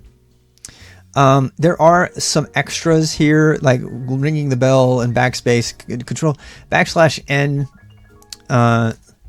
doesn't the file have file name in its name? That's a good question. Oh no, it doesn't. You know what I did? I made two files. I made a mistake. Whoopsie. What did I actually do? Everybody see what I actually did there? What did I do? Yep. There it is. Nope. actually touched 2 files because I did my escape wrong. So good catch. See what I did? Man, that needs to go on. That needs to go on a test. If I were to make a test and put a multiple choice question, I would say, what does this produce? Because that's like a really tricky one, right? Because yeah. It's like, what is this going to do? This is actually going to make 2 files. Yeah. Because why? Because this space is actually parsed by the touch command, which accepts 2 arguments or more. And so what it did is it took the first some stupid as an argument, and then it interpreted this as, you can backslash the F, which just made the F a regular F. And then it said, go ahead and make another file, touch another file at the local relative path of file name. Yeah. I'm really glad you saw that. That is I actually kind of want to write that down. That is a really, really good trick question. Yeah, I got, and the whole thing was just because I put the slash in the wrong place, right? Ooh, that's going in my list. My list of esoteric but deadly things to know. What if the command had been RM? You know? So, moral of the story, don't use spaces in your file names. Please don't use spaces in your file names. Oh my god. All right. So remove file name. Being very careful. I don't want to delete my knowledge base here. All right. It is 12:56. I'm supposed to take another break. I'm going to scream through this part. I think we're about done with it. Use tabs in your file names. Really? You actually can do that. Yes, you can. You can put control characters in your file names that cannot even be typed. I kid you not.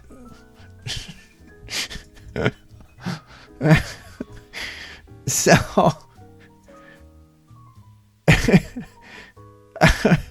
this is just too much fun. I can't leave it alone. All right, summing up. Hey, look, we finished that part. Further reading. So, advanced keyboard tricks. We're not gonna talk about this at all. So I'm gonna scream through it. Clear in history. This does tell you about some of the stuff you can do. And I'm gonna tell you, don't do it. Okay, I seriously, you know what? I've decided that I do need to talk about this, but I really, really, in fact, I wish I could cross out that whole section that says how to move your cursor at the beginning of your line and stuff. It is stupid and nobody should use it. You should do set-ovi and be done and not even know. And he doesn't talk about that, I don't think.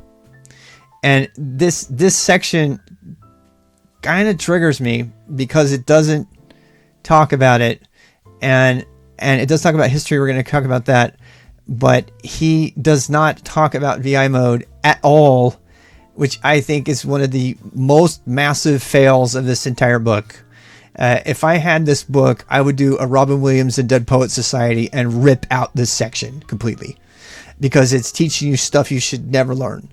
And the reason you should never learn it is because you should be doing set-ovi and use VI mode for everything, because then you have one set of commands to remember in your memory with your finger memory.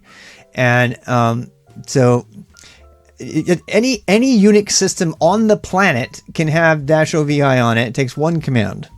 And from that point on, now I'm navigating doing this. Now I can't do Control L because what Control L does, Control L doesn't do anything because it's not Emacs mode. Thank God. You know, the people who made Bash they also made Emacs and decided to make Emacs a default. No one should use it. You should be using VI mode because you're using VI for all the other things. Why not use it for that? Set-ovi. It's the first thing you'll see me execute on any remote system. And then I can navigate. And now when I want to search my history, if you're using Fish, that's up to you. Don't use VI. We'll pretend you didn't say that so you don't get banned. Here we go. So we're going to go up and down. And if you don't know why you should use VI, you need to do more research. Or go to rwx.gg/VI, please. VI mode on command line is convenient. Okay, and then so that you're looking through all this stuff, and I'm doing J and K. I'm going up and down. I'm not searching for the middle of a line. Why not? Because I already know the VI commands to do that. And I can find, watch me navigate right to the do command. /do, whoops, sorry, I did it wrong. So let's find another. I gotta find my line again. My point is that you can use all of the same VI navigation. So stupid, okay? So TST, you know, CT. I did TS and it jumped to the S. I did TS, it jumps to the next one. So basically, it has VI mode in it. We are watching Vim for Life. So yeah, World should default editor to VI. They used to do that and then they changed to Nano. Anyway, please just learn VI mode. Set that show VI. This other stuff, if you want to know it, that's fine. But you'll know more because I've actually worked with engineers, and we had a couple veteran engineers on my stream who never knew that set that show VI existed. And that is a damn shame because that is the first thing people in the history should learn. And the next section is about history. So we're going to talk about history when we come back really quickly. But so here it goes, killing and yanking text. So you can do all of that. Another thing too is that because this is another thing, anything that uses the read line library, I gotta put this in my notes. So any application that uses the read line library, that includes your shells, has VI mode built in. Okay. So if you have set VI mode for your shell, you can also tell you can also say, do I have my read line? Where is it? Where's my read line? I don't know. I'm anyway. It's not a shame if no one's taught them. This is true, and because nobody covers it. Not even this book, which is why I gotta make a book. So anyway, what I'm trying to get to you at, I'm trying to just make a point real quick about read line, and honestly, I don't remember where I covered it. So let me just see if I can find it real quick. Read line matches. I don't know where it is. I can't fork the book. It has no derivative works, otherwise I would. So I have to. It's open source, but it's not. It's got no derivative works, which is just negates the entire open source license entirely because I can't fork it. I can make a book that covers similar content, but I can't directly copy it. The Eloquent JavaScript book, I can do that, and I plan on doing that. So anyway. So grep read line. I was trying to show you, you can actually, if you have set that show VI, any application that uses read line, including shell, I guess when we do shell scripting, we'll come back to this, will notice your mode and your bindings so that people can, if you write your own sort of interactive shell command, maybe a story game or something, they can actually use the VI commands to go up and down through their command history by default. So it's a part of the read line library. It's not a part of Bash. And that means it's a part of anything that uses the read line library, which is pretty much any tool that's built, using the POSIX libraries, C libraries. Anyway, I'm gonna take a break, a little bit shorter break than usual, but I will be back. I want to get through the rest of this section today, so we have a lot to cover. I was going to cover VI today, and I just don't see that happening. I have an extra day in the works, so we're going to cover permissions and processes. Cross-platform Pandoc reader, there already kind of is one, and I've been wanting to write it in Go, so I want to call it Escritoire, and it would use Pandoc for that. So there's a bunch of projects on tap. I had going through the configuring the environment entirely today. I have a feeling I'm going to push back configuring the environment. This really, we'll start this today, but this is going to need a lot of time. Okay, I'm going to take a break. And if you guys come back, that's fine. I'm just going to be gone for another 8 minutes or so. A quick little refresh here. I was really off the rails. So today, talking about occupation, we pretty much blew this segment mostly talking about getting a job and stuff like that. So I don't think I need to overall change this, but we have like a pretty big Friday leftover playing over the wire. I'm going to steal the time back from that day. So I'll leave the schedule as it is. And chat about if you're streaming every day. I do the schedule. I stream every day from, just in case you're wondering, I stream every day from 11 to 2 and on Sundays. And I do have a schedule you can go to. Actually, you guys know about this? You can go to any streamer schedule now. Twitch just made a change. Twitch.tv/RWXROB /schedule. And that will show you the exact schedule. All right, here comes the fish. See you in about 5-10 minutes.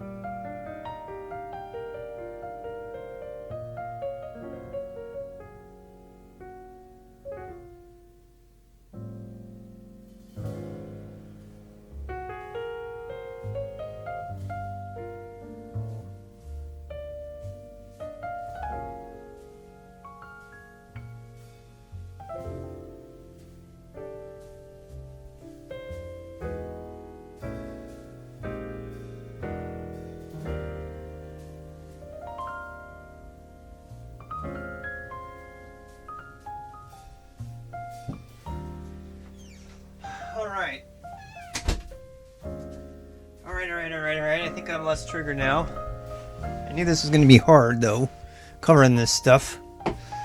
I cannot tell you how much the misinformation that's out there about handling the history has triggered me over the years. And this book, the entire history section, is full of useless crap. And it's particularly if you're using VI, which is way more efficient. So I'm going to attempt to make it through this and show you the right way to do it. But the short answer is do set-o VI, and you won't have to memorize an entirely different set of some dozen or more special alt-tab, alt-whatever crap. You already know everything you need about browsing the history because you already know VI. That is why you just want to set-o VI. Because when you do that, you need to, then you don't have to learn all this other stuff. Okay? Now, if you don't know VI, then you need to learn it immediately. And if you are an Emacs user and you want to stay an Emacs user, that's fine.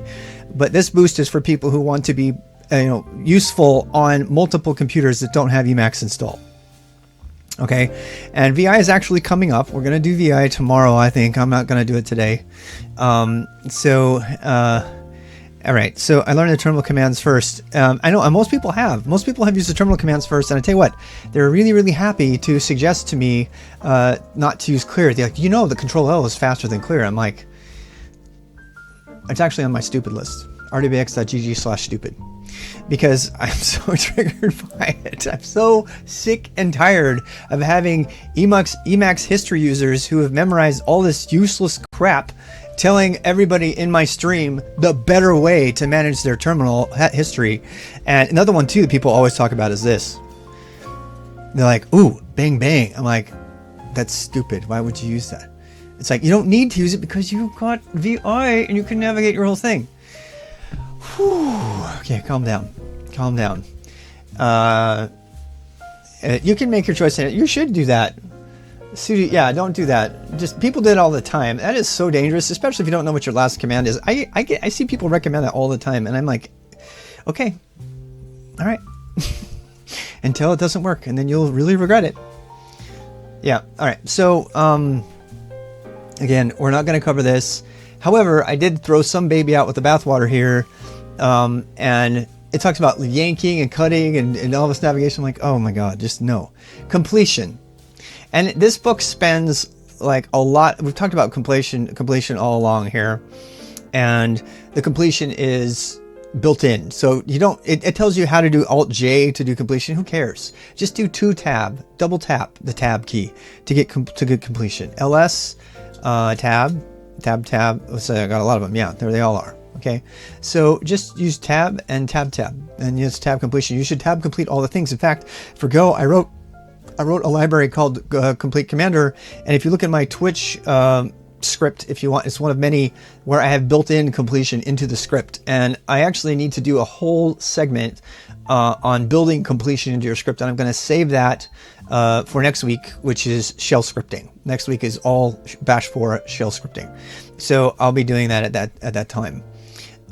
So yeah, let's do that, and then we're going to go down to LS, there's your alt down there, programmable completion. It talks about that. Using the history, it tells you how to navigate history. So this is another thing. So even if you have VI mode on, you can still use arrows for navigating your history. Okay, that's because by default Vim these days supports arrows, even though I have arrows disabled in my Vim. All right, what is Vim? Probably we covered that like in the second week, a brief introduction to Vim, and you guys should have all worked through the Vim tutor if you're following along in the beginner boost. If you haven't, then we're gonna hit it again coming up. Can't tab complete OpenVPN. Do not know. That's a good question. We'll have to look that one up. And I'm actually going to try to do a VPN through my stream for some of the hacker stuff, so that I don't dox my IP anymore, because I've heard that you can actually do that. Anyway, keep moving on. Lots to cover. 50 minutes left. So this is, I mean, why would you do that? Exclamation point 88. It's like, I don't care. You know why? Because if I want to go to line 88 of my history, colon 88, enter, and it executed the 88th line of the thing. Okay, so that is just so dangerous. Anyway, my way of doing things is I find things first before I execute them. The idea that you would execute a line, I don't even use the history command. I think it's one of the most wasteful commands in history. Who cares? I got 6,000 lines in my history file. I am not going to go look through my history. If I want to go see something in my history, I'm going to do this. I'm going to do it / let's see, pandoc, something with pandoc in it. I do this every morning. Okay, when I come in the morning, when I want to find out what my Twitch status line is, I go like this. I go, so I'm in history, I'm in search mode, I'm pushing K and J, I push / and then I look for the one that has status in it. And then, oh, there's my beginner boost, because I'm saving all 6,000 lines of my history, which I didn't used to do for security reasons, but now it's there. So I just go in here and I edit it. Do I need to know what line number in my history is? No, I don't care. I just want it to work. So then I go in and change it, and now I can enter and I execute the line. Why would anybody want to read through 6,000 lines of history file, identify the proper line number, and then do an exclamation point to execute that line in their history? No, just no. It's like, no. Just go find the line, modify the line, because 9 times out of 10 you want to modify that line before you execute it. And so then you go modify the line and you hit enter and it executes and it puts it fresh in your new history at a new spot. Okay, so let's go ahead and do that. And let's go back and see here. So just forget a lot of this stuff that's in here. Better than control printf. Yeah, and actually, you know, it's funny you say that, because my clear command, there you go. There's my dirty little secret, people. Do you know how much faster that is? The reason my clear command is so much faster than the clear command on the system, or even control L, is because it echoes exactly what Tafatange just said. It sends a clear ASCII sequence to the terminal and it kills it. Okay? It takes it out, clears my screen. And that's much faster than running bin clear, or whatever it is. Actually, watch. I'm going to run clear. That's not an alias. There. Now that ran the one. That was pretty fast too. So if you want to run this is my aliased one, and this actually, let's try this. I'm going to do a little thing here. Hyperfine is my benchmarker. So let's do hyperfine with clear.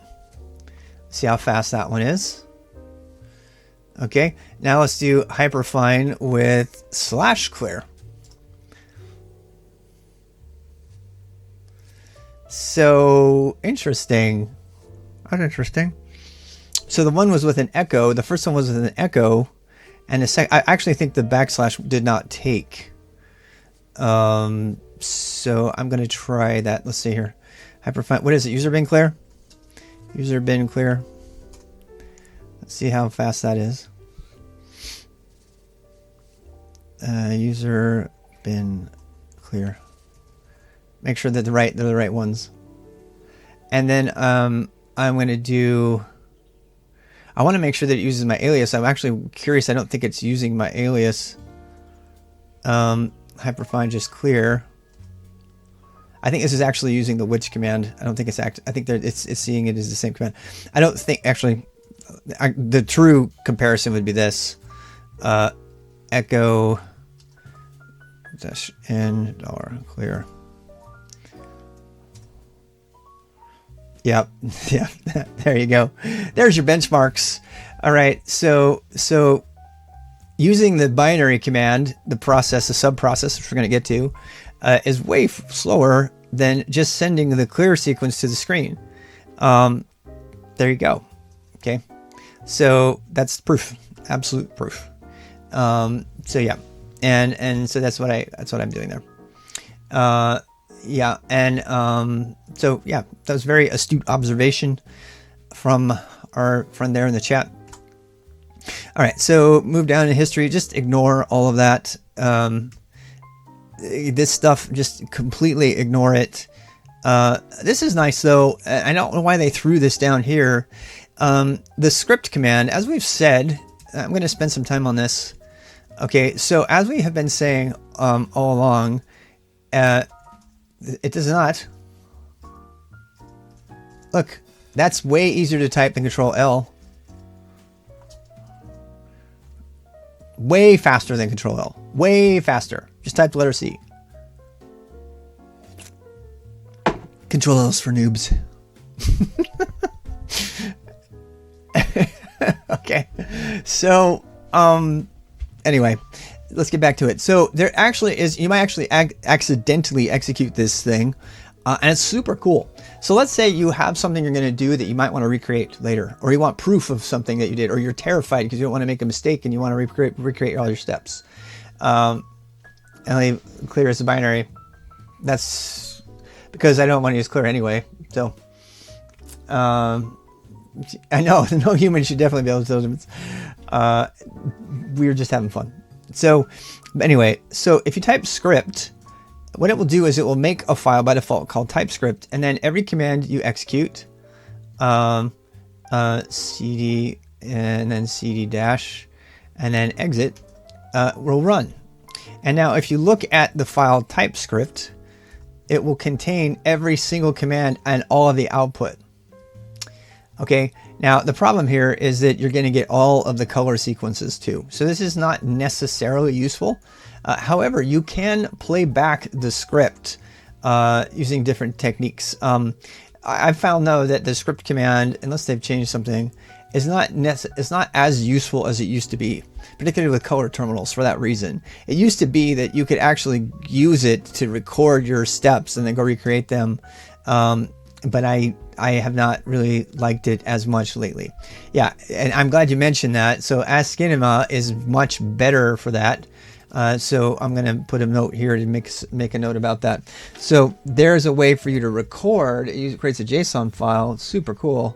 I built it into I used to use this for testing. And I would have people record using AskInema about that. So I'm going to let you go there. And I'm not going to spend too much more time on that. So you could run it in Dash, so it's more readable. Yeah, but I mean, you could definitely do that. That's probably a good point. Let's try that. So Dash. Oh God, I forgot to do exec Dash. Let's see. I probably need to do a login shell with it. No, I don't know. I'm not going to try. I don't want to waste time on that. If you have to see, I type clear all, just clear. The other reason that I type clear all the time is because it works everywhere, and I spend time on systems all the time. My goal is to alias things as least as possible, because when I get on another system, it's not going to have my C thing. I don't want my fingers to remember C. And I can type clear as fast as I can type C almost. I don't, it's slightly different, but to somebody who has, CL tab if you really want. It's like, there's just certain commands that don't weigh me down because my typing speeds are there. But other stuff, yeah. So you'll see me still type a lot because, anyway, so that was the end of that. Let's talk about permissions. Permissions actually is a huge topic. We can almost spend a whole amount of time just on permissions. And I don't know how much time I want to spend on it. I've been really debating about this. Permissions is the fundamental part. If you don't recognize RWX, that's where one of the places RWX Rob comes from, and RWX GG. But understanding permissions is, and that shows you the octal as well. This is a big chapter because it is a big topic, and I'm a little hesitant to even go into it right now. Look at how long this chapter is. It's like really long. However, and we also have processes in here. These it's kind of funny because these are just kind of nestled into this other stuff, but these are massive topics. And so yeah, I called it Schmod. So I'm kind of at a crossroads here because I kind of want to jump past permissions and cover other things first. I almost want to cover permissions when we're talking about scripting. That's usually when I talk about it, because when you're doing the scripting. But if you're going to do over the wire on Friday, you have to know about permissions. So I imagine we need to jump right in. Giving 30 minutes to a permissions conversation is going to leave your brain fried. So I really need to recommend to you that you read this in detail. This stuff is very good. It goes into, I love that he talks about the file mode, the binary version of permission setting, and the symbolic notation for the characters U, G, O, and A instead. This is so fundamental to Unix and Linux that you should have this mastered probably more than anything except for how to use VI to edit a file, because it's so critical to the security of the system and to everything, particularly if you're going into pen testing. And that means understanding what set UID is. There is a level of over the wire. No, actually that was Hack the Box that requires you to understand what set UID is and how the permission system works in general. So I'm going to try this. I knew this was coming and I was like, ugh. So let's take a deep breath and we're going to jump into this. Okay. This is actually, I'm stressed because this is the place, please don't. This is the place where I tend to lose beginners. And I know as you're like, what do you mean we didn't lose them any time before this? And I honestly don't even talk about permissions for most beginners until we've gotten past some scripting and some other fun stuff, because it's such a huge topic.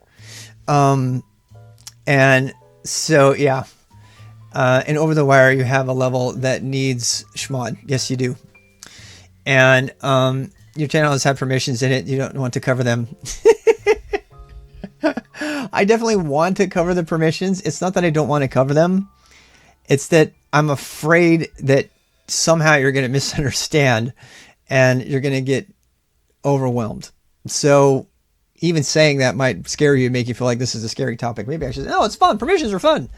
They are fun, but you just have to know what you're doing.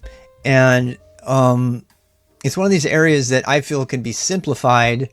For example, I don't even teach octal at all. And I let people figure that out at later.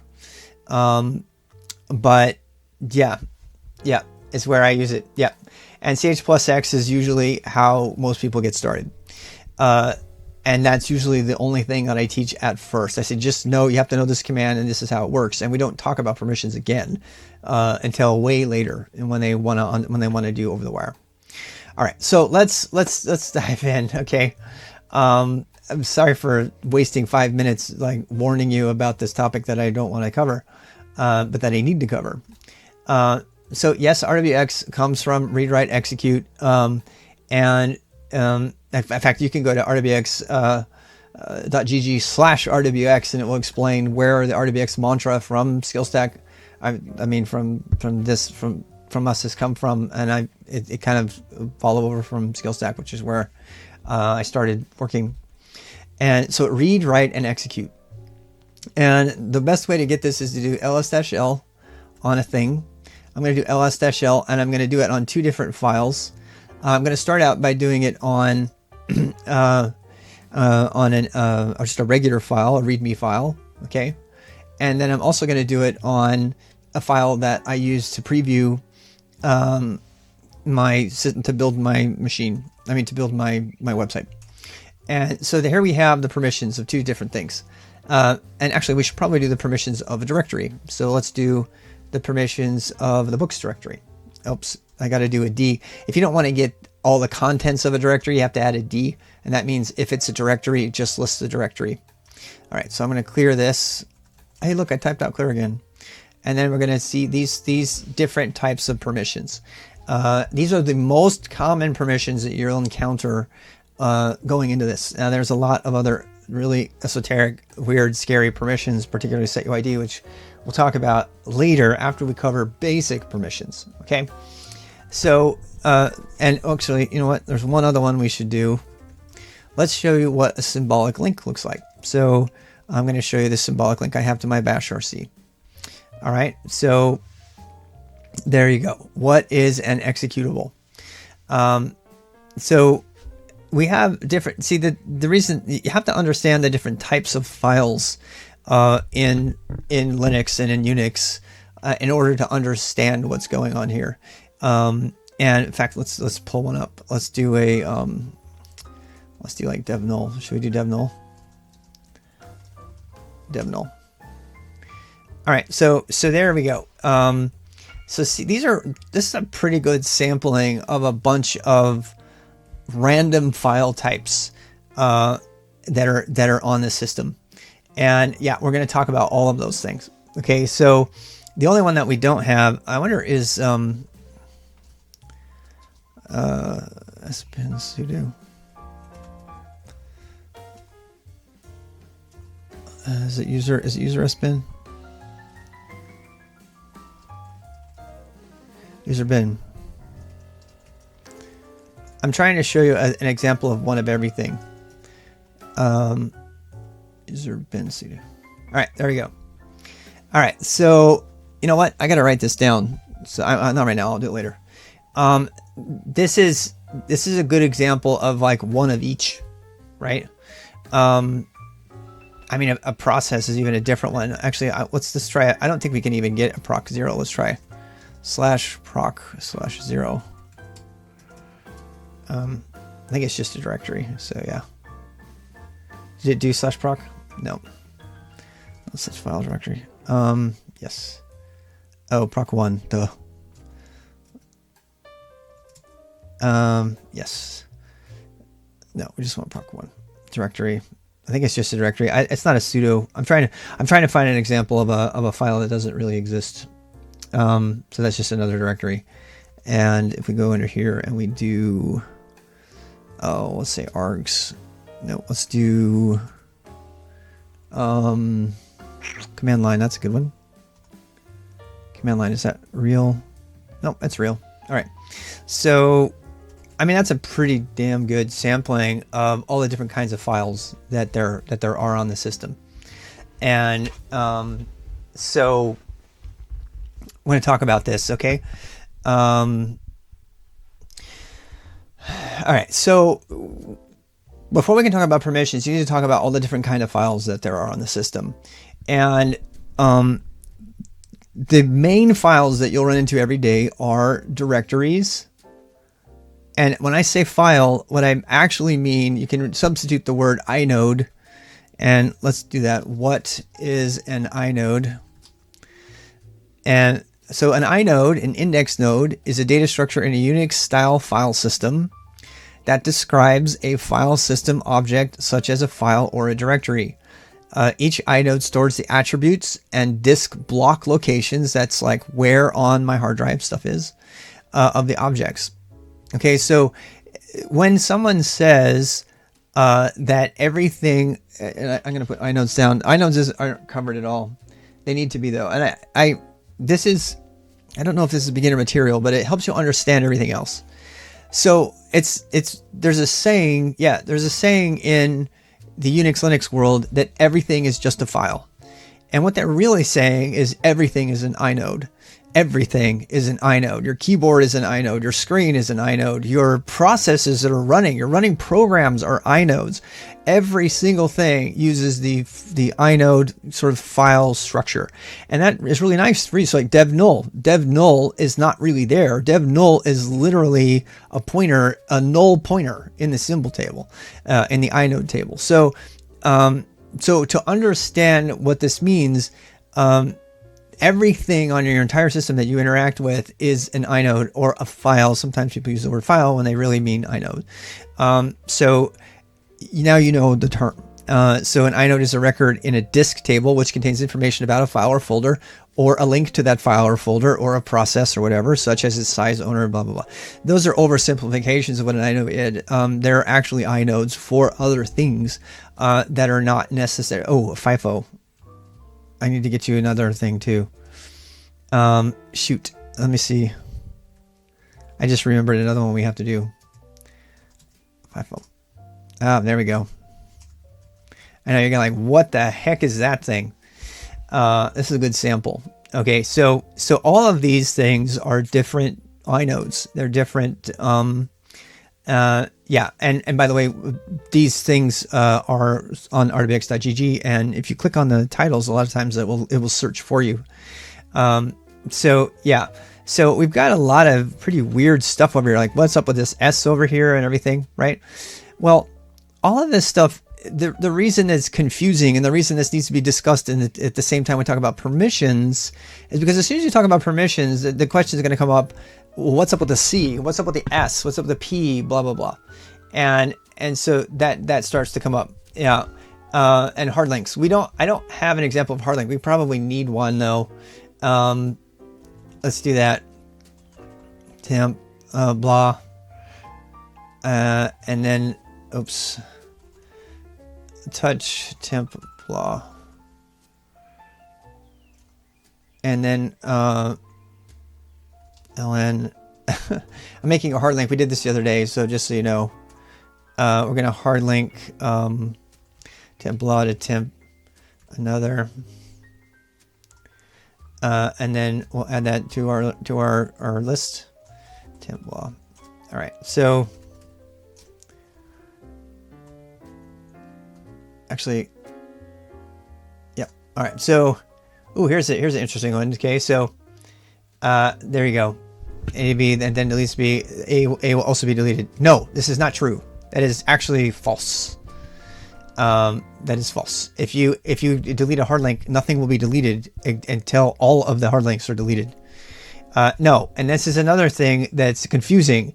So so let's unpack all of this. I told you there's a lot here to unpack. Okay, so shouldn't you ls temp another? It's the same thing. I mean, watch. We should probably do that just as an illustration. Yeah. What I'm trying to show you is those files are identical. It's the exact same size and everything. Okay. RM does not deallocate memory, book has it too. Yes. On hard links. That's right. All RM does is remove the pointer to it. And I believe it's an extra inode entry, but I think it's just an additional inode entry pointing to the same block of memory, disk memory of space. Okay.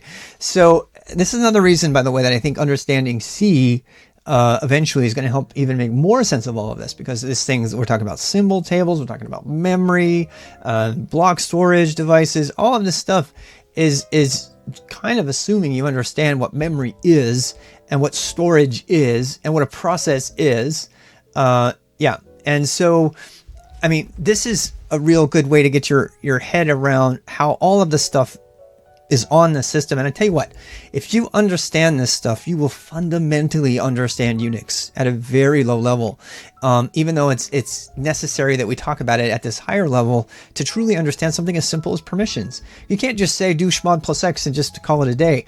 I've done that for a long time, but if you truly want to understand what's happening and the power of the chmod command and why you need it, then we have to talk about all these other things. So it's kind of like drags all that conversation in.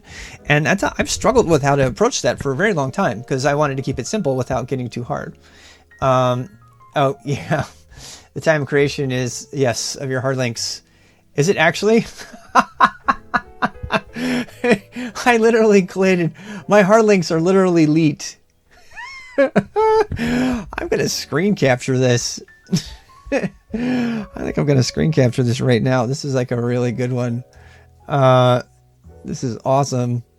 So this is actually a good example to go in my stuff. I don't know if I need the whole thing. Maybe I could just get this basic part right here. Yeah, on May 4th.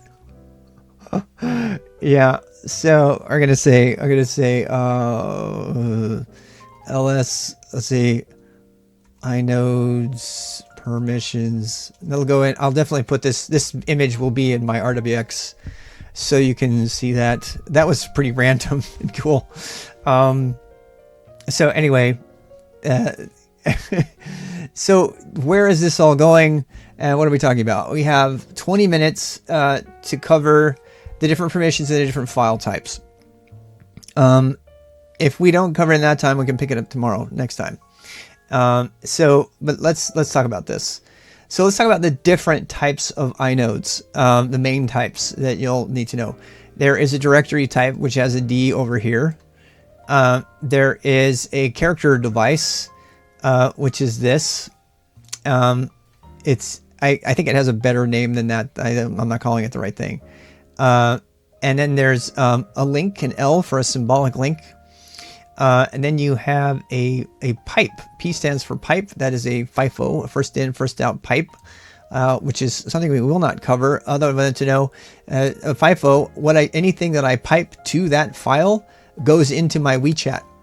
So you can actually create, remember that thing we were doing with piping recently with the pipe at the bar?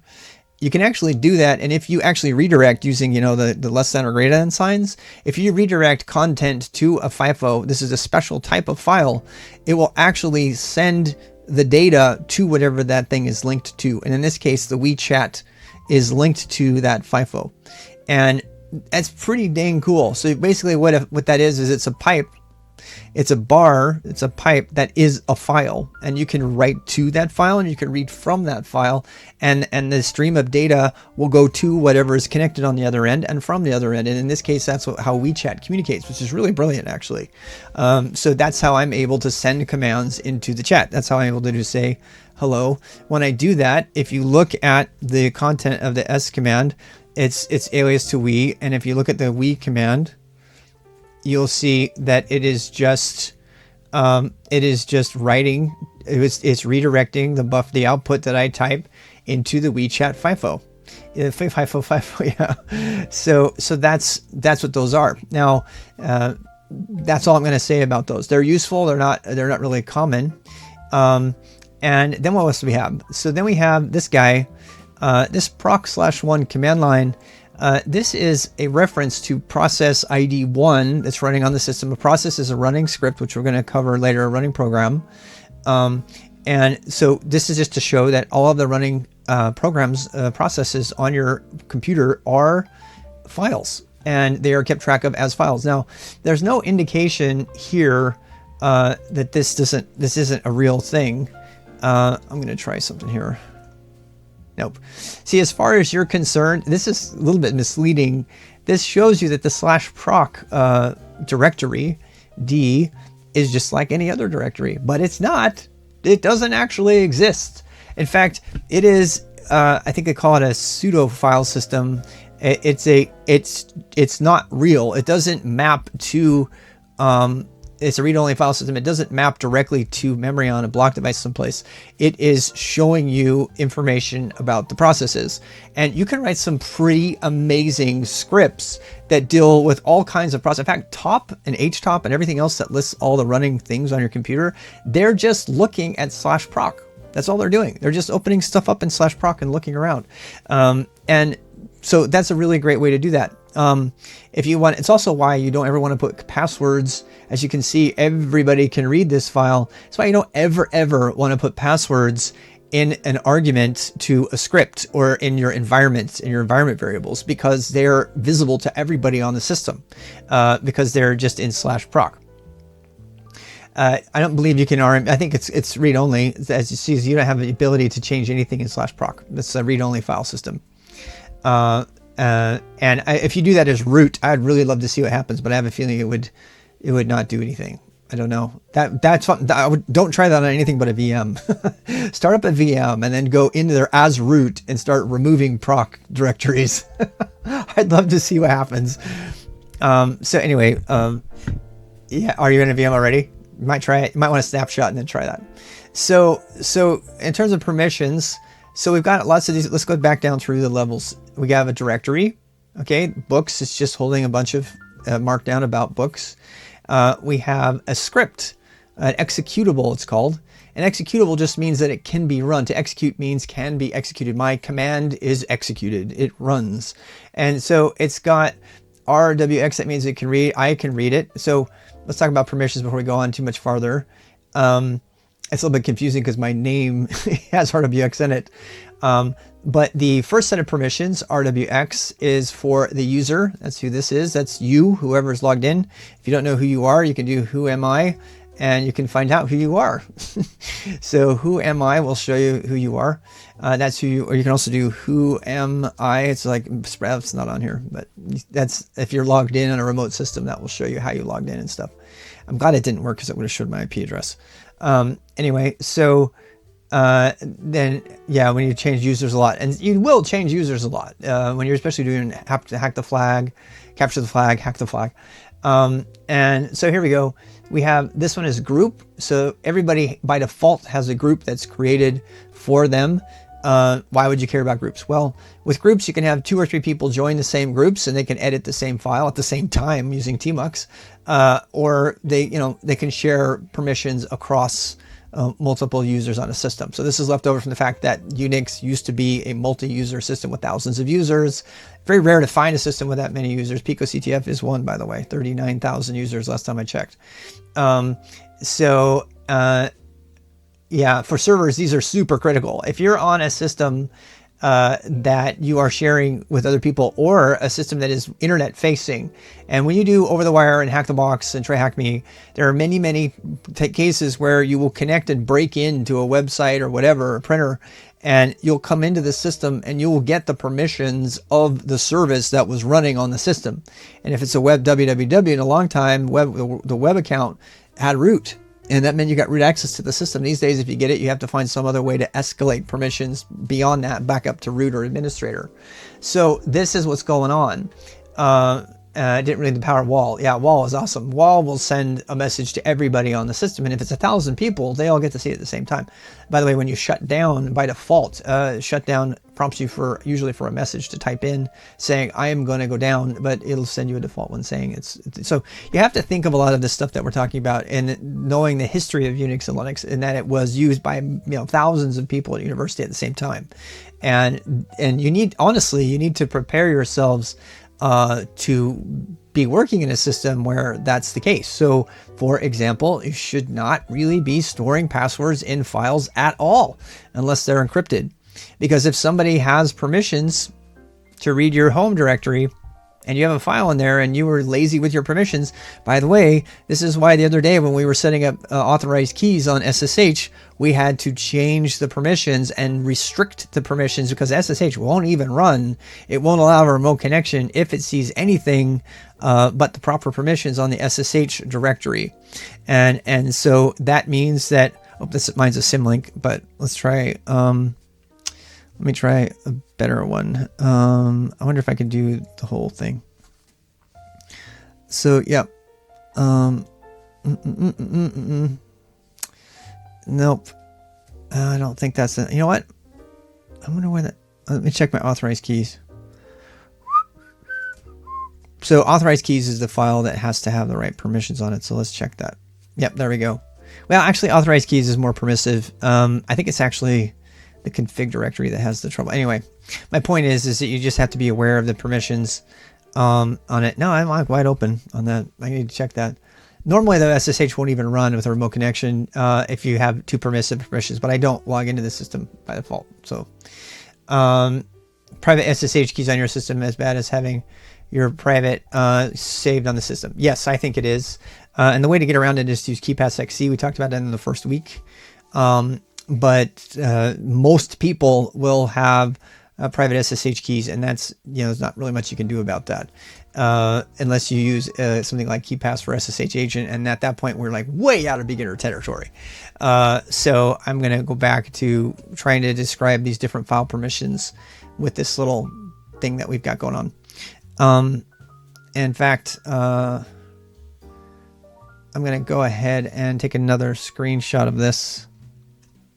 Sorry, I want to make sure I document all of this for you guys so that's like really well covered. And then you won't have to stress. That's fine. All right, so we talked about the root permissions. We talked about read, write, execute. Read the file, write the file, execute the file. And when you're talking about directories, though, it means different things. No, I wouldn't save GitLab and a private key. No, don't put anything on disk that's not encrypted. The end. And if you need a way around that, use KeyPassXC and use SSH authentication. But that's an advanced topic. For right now, if you use a private repo, I don't know. I don't store my private keys. I have right now, I have some private keys stored that were just used for demonstrations. They're not real. But right now you should never have, private, you shouldn't trust a private repo on GitLab or GitHub because they have been broken into before.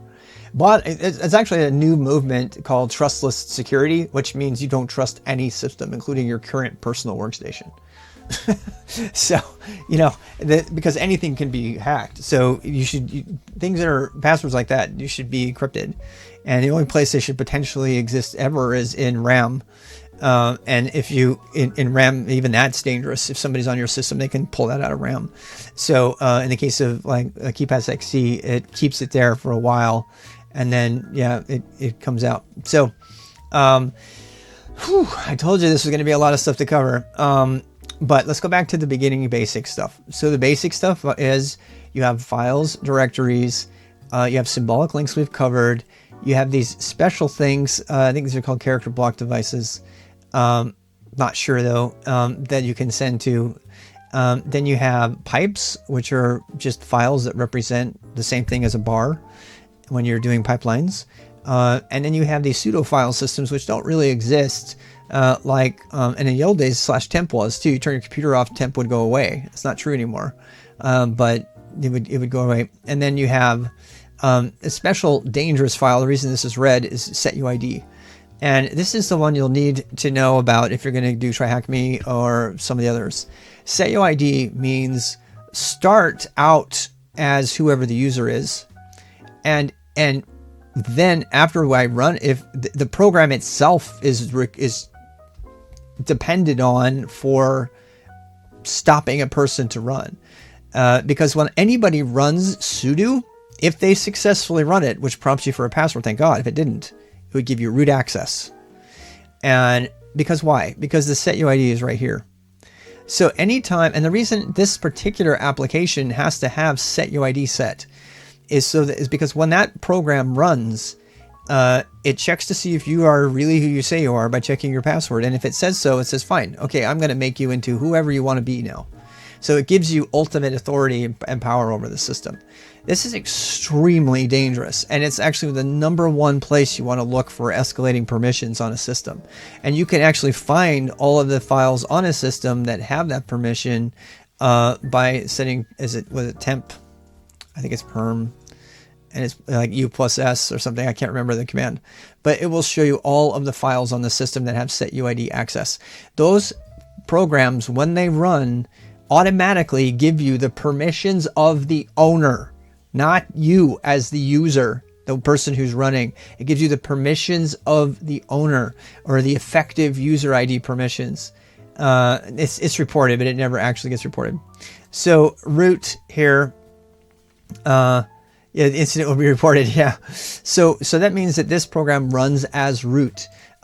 There is no greater fun than being a hacker who finds somebody's program running as root with setuid permissions that wrote a crappy program that can be memory buffer overflowed because I just got root, right? And that's when you talk about escalating permissions, that's one of the best things to find if you can find it.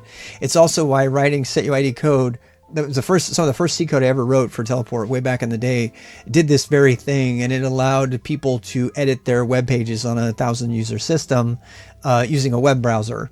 And they had to enter their password, and the little code that I wrote had to properly check the password without crashing. Otherwise, it would have given everybody root access to the system. And I tell you what, the graybeards who taught me, they put that thing through so much. One guy sent an entire core dump to my webpage to try to break it. They were like, they were adamant that it should not be released and it should not be put on the system. And but the president of the company and my boss said, no, if we put this on the system, we'll be the only internet service provider in the world who has the ability to edit web pages from their web browser. I kid you not. It was called Teleport Web Weaver. And so this tool that I made was suddenly plastered all over the newspaper and on the sides of buses and everything. It was really kind of a celebratory moment for me. But it meant that I had to write a setuid script that would manipulate the HTML files that were in a user's directory on this massive multi-user system. It was super dangerous. And they went kicking and screaming, but it put us head and shoulders above everybody else. And then they got bought by another company, blah, blah, blah. So setuid, you need to know about it. It can be a very useful tool, but it is in fact, it's so dangerous that you cannot write setuid. You cannot use setuid with a script. And Vera, who is sometimes on here, takes me to task over this every time I bring it up and says, yes, you can. You can do it with Perl. Well, Perl has a thing called setuid Perl. And what it is it comes with a little C program that's compiled that does that thing and then runs whatever your Perl script is. But it's technically the thing that saves you is that it has to be a compiled bit of code to even get the setuid permission. Okay, so enough of that. You're a beginner though, so I mean that's a fun topic to talk about. I just really want everybody to know about it. So how should I follow along on your website? Getting started, yeah, I would just follow along by watching the videos and go into the schedule on the page. All right, so I am about done. We've only barely touched the beginning of how to do permissions. We haven't touched the chmod command at all. Tomorrow I'm going to talk about the chmod command, and I think we'll talk about VI at the same time. And we'll go ahead and we're going to write a script tomorrow right away. So I want to show you how to write a fun script, even though we're kind of waiting on that for next week. And that will kind of bring it all home together, hopefully for you. We'll be creating a directory to put your thing in. We'll write a script, that uses random to do a magic 8-ball sort of thing. And you won't know what's in the script, but we'll show you what to type. And then we'll do the chmod plus X on it to set the permissions. And hopefully that will help you bring together everything that's in the book. But make sure you read the section on permissions. We can explain what snapshot is and where you covered it. We covered snapshot on, what was that? Schedule. I don't know the day. Let me think. So schedule. We covered snapshot. We didn't actually do snapshots, but we talked about that when we talked about virtualization. So, which was So looks like day 8.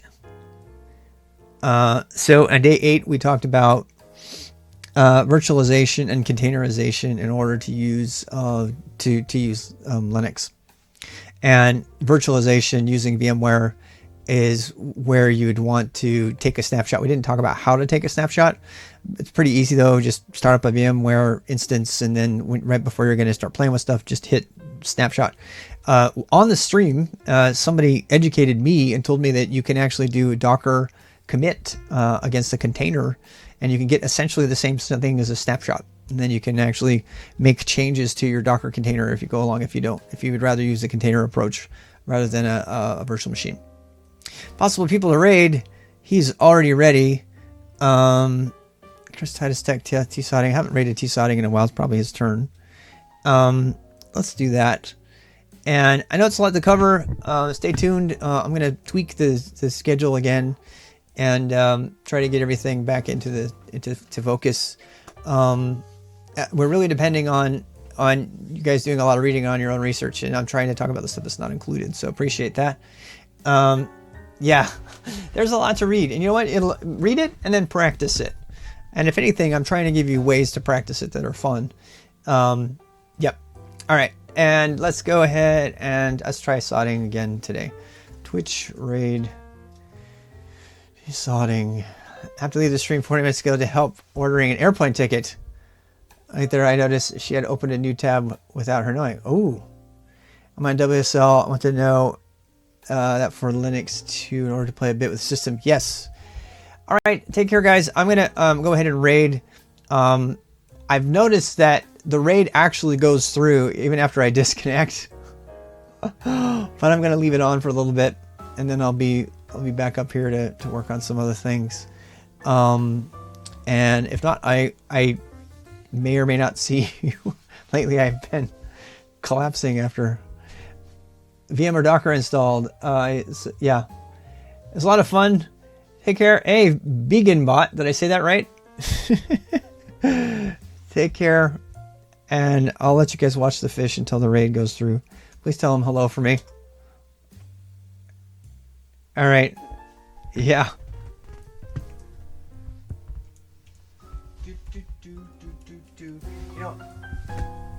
Yeah, I'm gonna. I think I definitely need to put that file system thing in the annotations. 100 people, big raid. Nice. Go do my yoga. Yoga. Practice, and all is coming. All is coming. Patabi Joyce. Fishy swimming. Bye, people. I wish. Take care.